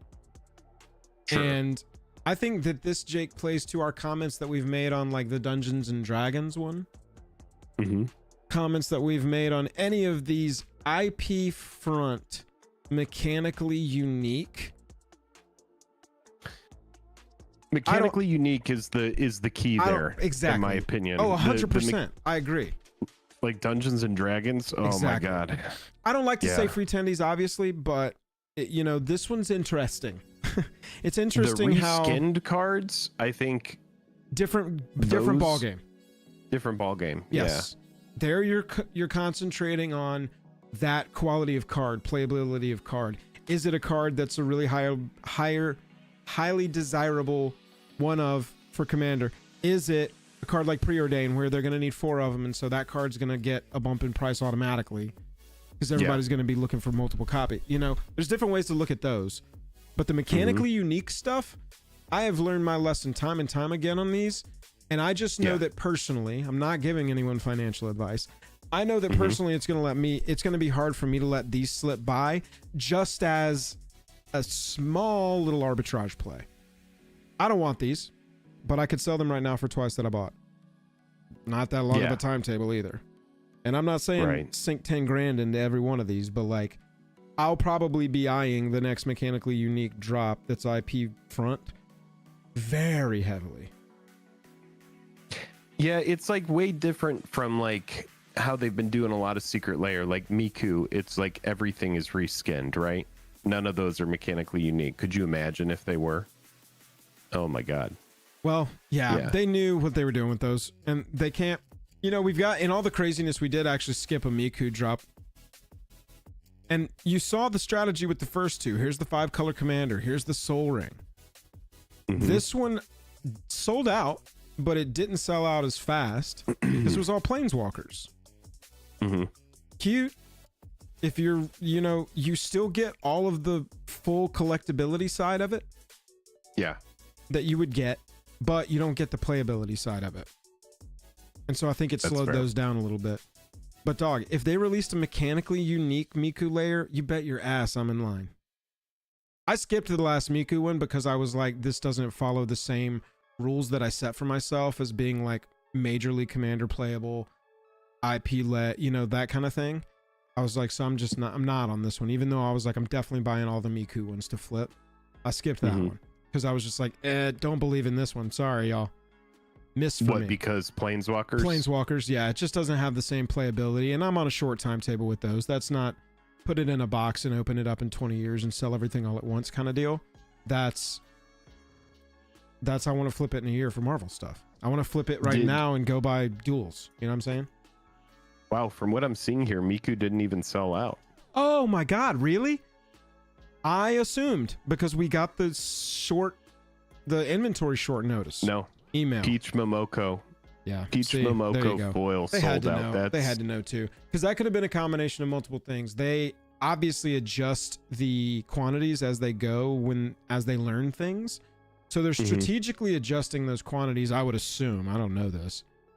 And so with the Miku layers selling out so fast last time, they could have possibly had more inventory of these. But then even with that, like, doesn't that say exactly the same thing? Like, we don't want this one. This one isn't an investable opportunity to me. A flippable, arbitrageable opportunity to me because you printed more of it. It's less desirable. It obviously didn't sell out. The art was cool on them. Yeah, Andrew. Honestly, I thought the art on some of these was cooler than the other Miku drops that I've bought. But that could have been a million things. Okay, I was actually really surprised because I thought Tome of the Astral Sorceress foil would sell out because it kind of looked like the one with all the negative space, the Ravina Kai. Oh, yeah. And so I figured that would probably sell out, but it was actually this Peach Momoko one that sold out. And the cards that it represents are Aetherized, Drown in Dreams, Psychic Corrosion, Visions of Beyond, and Time Sieve. And so I'm guessing a bunch of people probably bought it for Sieve because it's a CEDH card in WinCon. Oh But, yeah. And those are got sick. some good cards. Did they? Yeah. Like I said, we skipped this secret layer completely. We didn't cover this one. Did they drop the price of we this? didn't cover it. I did end up buying the foil bundle of it. Oh wow. Just because I did the Miku. I'm still putting doing together Miku the thing. Miku sets. Yeah. I could see that. But yeah. Did they lower the price of this one just because the coma was misprinted? They printed the coma as at the beginning of your upkeep instead of the beginning of each upkeep? They did. They lowered the price because of the coma. Got you. Cool. Have we ever seen that before? I'm wondering if that's becoming a thing that just happens in order to offer discounts on one of the products or something. Yeah. Hard to tell. Yeah. Yeah, hard to tell. Anyway, only pivoted to that to talk about those mechanically versus non-mechanically unique layers and use the Miku as an example here. This is one, it's just like the D&D one for me, dude, where I'm like, damn, I should have just bought one, put it over there, and I would be going, oh my God, I have $100 bill. Yeah, exactly. You would have bought it for what, 35 or whatever it was, when it 45 maybe max. Yeah. 50 max. I mean, this was a 2x. This was a less than a year 2x. Yeah. And it goes past that. My timetables are always typically short on this stuff. Y'all know I'm not a big buyer holder. But when opportunities like this exist to like turn your money into more money and then go spend it on something you actually want and get the singles you actually want, I mean, it's like, what are we doing? Yeah. These are also incredibly the secret layers are great for trading with people who missed stuff as well. So like, for example, I missed Monty Python and I traded one of my Hatsune Mikus for a Monty Python. Exactly, and so dude. They're really nice for that kind of thing too. Exactly. It's one envelope of magic cards, protected, sealed, that's like $100. Easy trade for another. Right. Yeah. Done and done. Notable here, just so that we can continue to learn things, not hugely relevant to the discussion, but relevant to this individual layer. The foil went only like $20 more. Yeah. You can get this one for about 198, 110 shipped. But this one's going to cost more. I mean, not that much more. 120 shipped. Something to note. Players want the non-foils when it comes to secret layer. That's for damn sure. Yeah, it's like just as good a lot of the time. I asked chat with a poll at the beginning. Let's end it now so we can see some results. Do you have a Doctor Who commander deck, meaning a commander deck led by one of these legends from Doctor Who? 61% said no, 38% said yes. Not surprised. I'd be interested of the people who said yes, and y'all can just kind of yes or no us right now. Of the 38% of people that said we have a Doctor Who commander deck, were you a Doctor Who fan, or did you just like the legend that you saw and you wanted to build it because of a magic reason, not because of a Doctor Who reason? Yeah, that's a good question. 2 yeses so far, one of them being an absolutely yes. 3 yeses. Don't know about what Matt's means in relation to my question. Not a fan, just the legend. Yes, I'm a fan of the show. We found one! Casual watcher. Was not a fan. Friends are fans. Wife were fans. Okay. Doctor Who reason. Okay, so a nice little mix. You know, I'll tell you, cards like K9, I've put K9 in decks. I've put Danny Pink in decks. I'm sure I got a heroic intervention in somehow. I ended up with a copy of this, and God, how did that even happen? So I put it in a deck. You know, it's a heroic intervention. Doctor Who-ish. I got beat up by a what is it, a Vostra Nostrada? Fan. I dude. got beat up by one of those recently. I'm putting that into my mono black. I'm rebuilding my mono black deck, but I'm just building it completely around sick as hell black cards to play. Just like I only want to draw fun cards in that deck. For myself. That's all I want to draw. And that is one of the cards. Vashta Narada. I was like, dude, that's exactly the vibe here. I got one of those after this set came out. Still haven't built it into a deck, but I was like, this card looks fun as shit and I want to play it. Yeah, Isaac ran it in his Johnicles deck that he built, and yeah, I was like, oh, cool, little Doctor Who action going on. Yeah, the cards are good. I do see Andrew says love the cards and the mechanics, never seen it, and I feel like that's how a lot of folks are in the space. But it is cool to see that some of the people in our chat right now are fans of the show. Yeah, I actually dug it and built around that. Yeah, I dig it. I dig it a lot. Brad Ula said I built a villains deck for my Villains of the Universe. You know, that would be a really cool take on Joda the Unifier. Would be Joda the Unifier of the League of Villains, and it's all of the universes beyond different villains from all the different IPs. I like that idea. Joel, when you say that you like to wait a year to flip Secret Lairs, can you let us know some of your preferred selling methods? TCG only. Like Jake said, trades a lot of times. Sell them on, you know, eBay, buy list them if it makes sense, if the cost benefit ratio is good. We are fortunate to have a YouTube channel and a drip shop, and so that's kind of a plan over the next few months, is to start selling more over there individually, each of us kind of selling off parts of our collection through that in fun ways. Lots of different ways. Yeah, I like being able to have, you know, like just you know, sell stuff like that for cash as well. You know, cash is king. Exactly. No, Card Conduit does not take sealed. Yeah. Most expensive cards, Jake. This is looking at our like base set here. I have these pulled up and variants as well, and we this set had surge foils, so we're gonna see some surge foil stuff. Non-legendary artifact creatures you control have myriad, yet generically good in an artifact creature deck. Can go in any colors. Flesh Duplicate was a big time CEDH card. I wonder if this card loses favor. I wonder if clones in general lose favor because Dockside was the thing that people copied. You could run clones in CEDH. From what I've heard, I'm talking beyond my knowledge base here, y'all. I'm repeating things that smart people who think about CEDH have said to me. There were slots that you could dedicate in your CEDH deck to just clones, knowing that Dockside was going to make an appearance. Yes. So it's like running blue Dockside in your deck, essentially, was Flesh Duplicate. What's Phantasmal cool about Image this got card wrecked. is... Yeah, Andrew Kelly. That is exactly what I'm talking about. Yeah. Flesh Duplicate is really good because of the casting cost of it, and it does have that vanishing kind of thing. But it's still great. Yeah. Ooh, yeah. Fries, remind me about Flood of Mars. We'll talk about fun cards that we've run into too after we're talking about expensive stuff. Everybody Lives, pretty obvious. Heroic Intervention reprint. Dinosaurs on a Ship. Anybody running this one? I don't think I've run into this card yet. Nobody's played this against me. Like Pant Laza wants this or something, obviously the Dinosaur Kindred decks are 100% inclusion on this. Just like get the dino. Gives everything other dinosaur +1/+1 Vigitrample.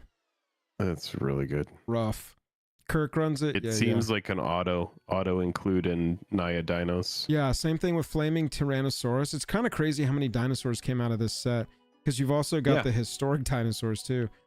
Whenever you cast a spell from anywhere other than your hand, it deals 3 to a target and then put a counter on it, and then it dies and deals damage to each opponent.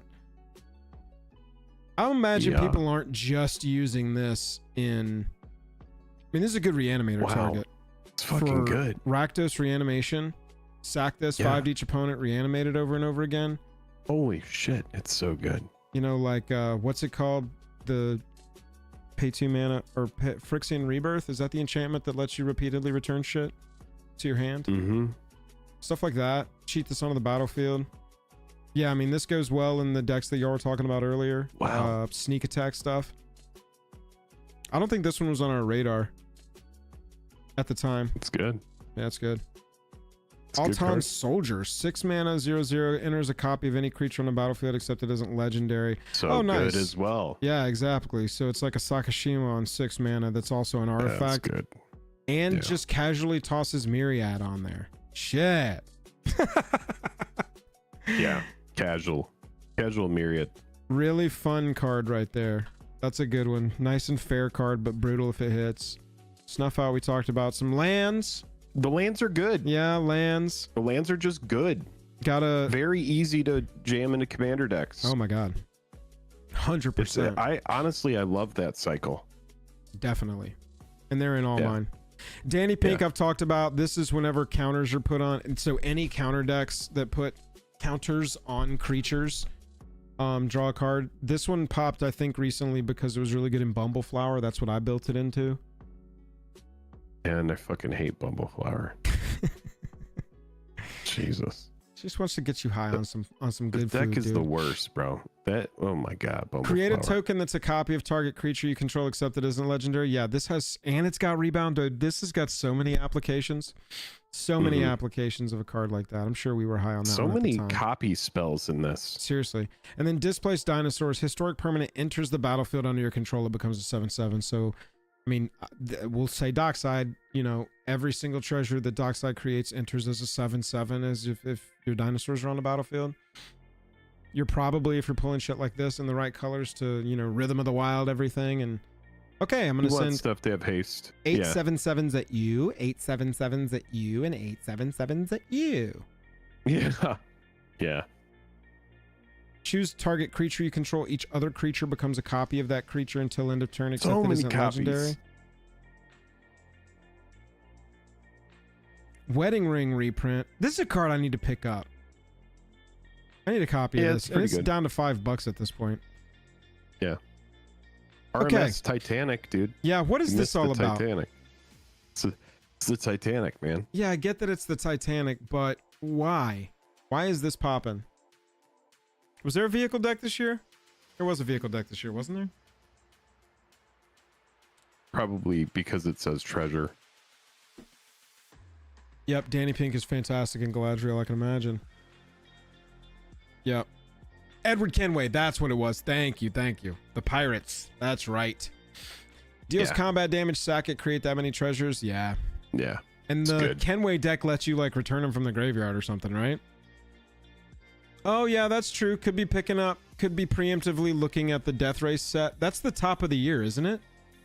That's essentially Murders at Karlov Manor to this year. Is that next year after the first we're gonna, what is it? Innistrad remastered next year? First set next year I think so, yeah. Is the Death Race. Steal for damage with vehicles, that's what it is. Yeah, I want a copy of Wedding Ring from this. Different art of Lightning Greaves, always gonna hold that like Greaves is always good. Yeah. Stuff like that. Tokens, wow, $5 tokens in this set. All right, fun cards, chat. Jake, let's talk about Flood of Mars. Have you played against this yet? 2 blue, 2 other, 3/3 island walking alien zombie horror. When it attacks, you put a flood counter on another target creature land. If it's a creature, becomes a copy of Flood of Mars. If it's a land, it becomes an island. In addition, not instead. Bro, we played a game of this 2 Commander play days ago, I think. And Flood of Mars never got answered. That means that everything was Flood of Mars. All of it. Oh, wow. The whole game turned into the Flood of Mars game. And it's interesting because nothing can be blocked because you're also turning things into Island Walk. Yeah, that's really annoying. That's a really annoying card. It was silly. It was silly. Yeah. I don't know that I would want to run into it a lot. Yeah. But it was fun to have a Flood of Mars game, I will admit. And now I've got the Flood of Mars game story. I mean, yeah. What else, chat? I have this. You know, I did decide to look up Lightning Greaves Surge Foil. Yeah. I think it is worth it to kind of keep in mind these Surge Foil prices. They end up being pretty good. A Surge Foil Lightning Greaves, I'm looking at like a $20 card here in Surge. Let's see what our lowest listing. We got $9 for the Surge Foil Lightning Greaves on TCG. Oh, that is Surge? Yeah. Oh, okay. Okay, never mind. But still, I mean, It's not nothing to shake a stick at. It's pretty good. And very lightly, it is trending up. I mean, it's down in the 6 month. No, it's not trending up at all. Very lightly. 1 month, it's been trending up. Right now, still headed down. I'll say the Surge Foil looks great in hand. It does. Here, I've got my Liberty Prime Commander as a Surge Foil.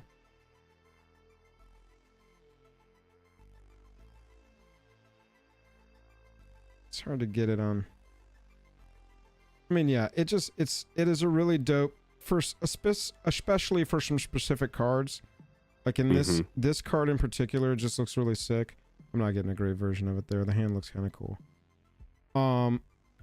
But it passes, this foiling more than others passes the eye test really, really well. It jumps off the table for sure. I like this foiling. I don't know how much using it over time, but Surge foils in general are where your value is going to be for this. And honestly, what I would want to go after personally. I mean, look, yeah, Wise Mothman Showcase Surge Foil, $91. Face Commanders. Critical Pieces. Yeah, man. Surge foiling has been wildly successful. You have got, chat, look at these prices. You have got, this is the second page of Surge Foil, all Surge Foils ever. Are we sorted price high low? Yeah. I mean, there's some significant cards in here, dude. Significant. I would say this foiling has been a success. I would say so as well. I've been a fan of it. So Doctor Who did not get special versions of the Commander decks. No. So the Surge foils came out of the packs. Exactly. Got it. Okay. Got it. The only Surge foils that came in a box were the Warhammer ones. That makes sense. Everything else has been packs. Fallout. That's right, because the collector, having LOCR. the collector Warhammer decks, that was the thing. Yeah. And then that was not again until Modern Horizons 3 we got collector versions of decks. Yeah. Yeah, honestly, how are those doing? We're just going to take a little tangent here. Yeah, not bad. Collector's edition. They've definitely fallen 10% in the last year. In the short term, they've still dropped. Wow, down to 500. Remember when I had these pre-ordered for 600 total? And then they just weren't selling. They weren't selling out. It seemed like there was an extensive amount of supply. Glad I abandoned that pre-order. Because now you can get all 4 of them for $500. Damn, all 4 for $500. And I had these. And what did you originally have them all? 200 each. At like 600? Yep. Okay. Or 800? Jeez. Oh, sorry. Yeah. What? Because the Eldrazi one was the each. expensive. 150. Okay, each. yeah, that makes sense. Yeah, like 600. Yep. That's what I remember. Yeah. Look at that dip down. They get up to that 750 and then they cratered. And then people bought that dip. Yeah. But this is kind of like what we were talking about earlier, is that out of sight, out of mind kind of thing, where, you know, when it's in vogue and everybody's excited about it, and it's like the big new hot set, everybody's like, oh, you know, this is, we got to get this. And then as it kind of moves on, I don't know. The collector boxes have done pretty well though. Like a Fallout collector box is pretty silly right now. Lord of the Rings special edition collector box, pretty silly right now. I think it's a good Fallout idea. collector boxes are like $600 or $700 now, if you can even believe it. Let's see how we've done on sealed here. All right, it's up 12% over the year. So it's not a dead product. by any means. Look at that dip though when it came out in October. Hometown, you still here? It gets down pretty low. I mean, if you had bought this sub 200 or around 200, you're happy right now. Oh yeah. You're up 50 or 60 bucks on your onboarding price. Yeah, and I doubt that this is the kind of thing, you know, that just falls over time. It'll follow the rest of collectability or go up. Right. If it does fall, it's just following collectibles. Yeah, Sealed did well. Let's see how the commander decks have done. Not great, but this is pretty typical, right? I think we've seen across the board that scarcity in the commander decks is generally not a thing, especially when you're looking at them as a force set. You know, like obviously there are more expensive and less expensive ones, right? This one is $90 to get a copy, 75 plus shipping.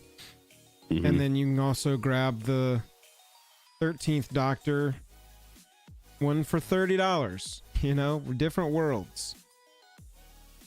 But, you know, at this point, it's like that's kind of the model. It's a weird one because if you're going for this one, you're already spending 90.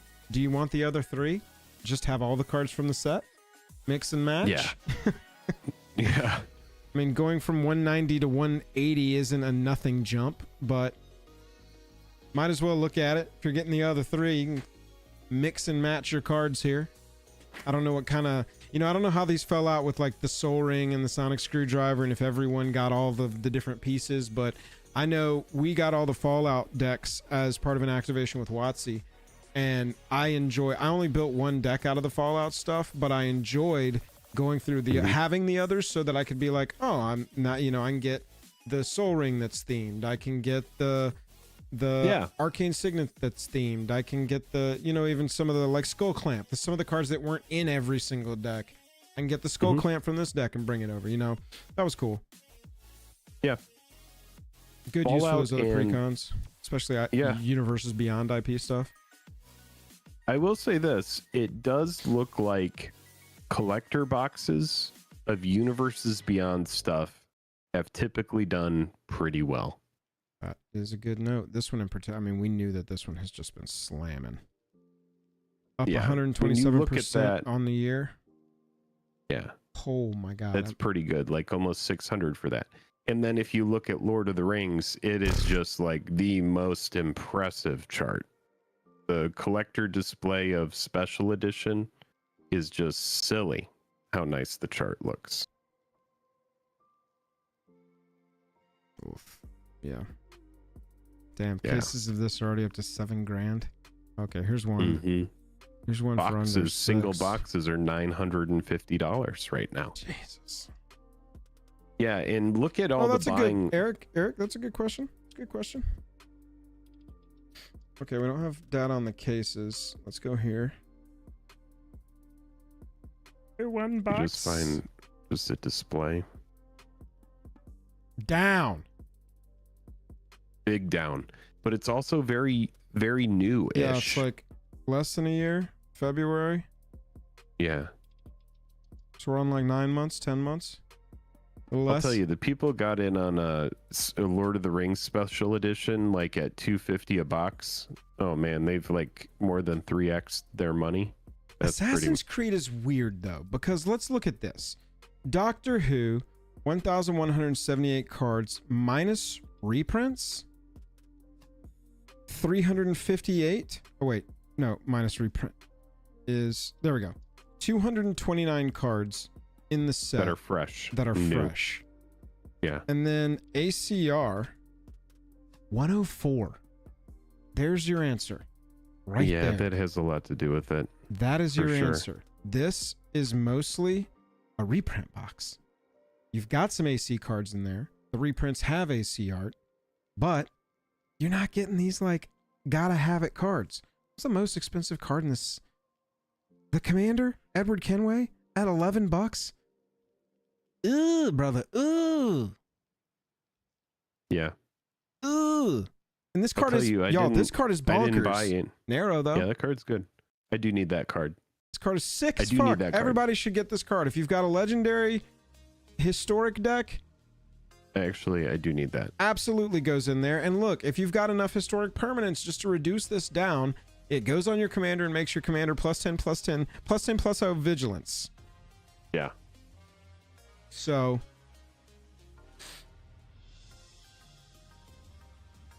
that card is bonkers. Yeah, past that, it's like characters, man. People just want the cards. I mean, the hottest shit version of this is only $46. Yeah, that's why Assassin's Creed isn't following.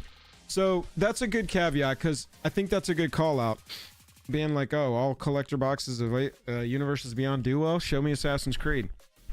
I think you got to look at how many unique cards are in there. What is the power level of those unique cards? This set needed commander decks, dude. This set should have had freaking commander decks that you could go buy the Altair commander deck and the Ezio commander deck and the Edward Kenway commander deck. Having this is just, God, they wanted to get past this set. They were just like, holy shit. The Beyond boosters, everybody hated them. This is already planned. Possibly, yeah. It's just Ubisoft. Who cares? Let's move on. Aw, or Ubisoft. Bro, oh, you want to talk about another fun card? I played this the other night. I played this in that new, in the deck I was talking about, the jump scare deck, Manifest. This card is so fun. Nice little savior. You're trying to remove my creature? Fine. Disappear! Oh, yeah. Yeah. Yeah. So yeah, that's kind of our look back at Doctor Who. Some definite lessons in there. And some stuff to glean as we head into next year, giving us Final Fantasy and Marvel. Marvel, the first set of Marvel. I think a lot of people are going to be stoked on both those sets. I think Final Fantasy is going to bring, I think it's going to be like bigger than any of them except for like Lord of the Rings. I don't think it'll be the size and impact of that, but I think like it's going to crush AC. It's going to crush Doctor Who. It's going to crush any of the little inner sets like Jurassic Park or Transformers or Godzilla, any of that stuff.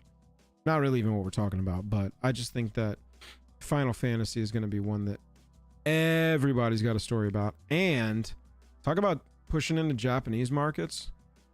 That set in a major way. They've already been showing a lot more like promotional inclusion of our friends across the Pacific. And so that's a good point. Final Fantasy being, I'm pretty sure that game originated in Japan, if I'm not wrong. And has a lot of fans. Oh yeah. Oh yeah. Here and there. It was definitely I would bet, because it came out on PlayStation. PlayStation was originally a product developed in it'll have Japan. a mono art. Oh, that's actually a good call out, Jake. They'll I'm assuming Amano's still alive. I don't know. Oh, that would be cool. Yeah. Yeah. I imagine they will. Yeah. I mean, they've gotten him before, and he was like the Final Fantasy artist. A secret layer for an Amano Soul Ring. Oh my god. Yeah. Yeah, I could see that. Chat, we appreciate everybody being here tonight. If you like the show, hitting subscribe helps us a lot. If you want to help us further, go check out our Patreon. We try to reward you for helping us over there. Yeah, this has been a fun one. I like looking back on sets. Yeah, our one year laters that's one of my favorite ongoing series, because it is nice to go back and be like, we were right, we were wrong. This one surprised me, this one didn't. This product is where we need to learn lessons from and stop skipping the purchases of mechanically unique IP-driven universes beyond secret layers. Maybe we just buy all of those when they release.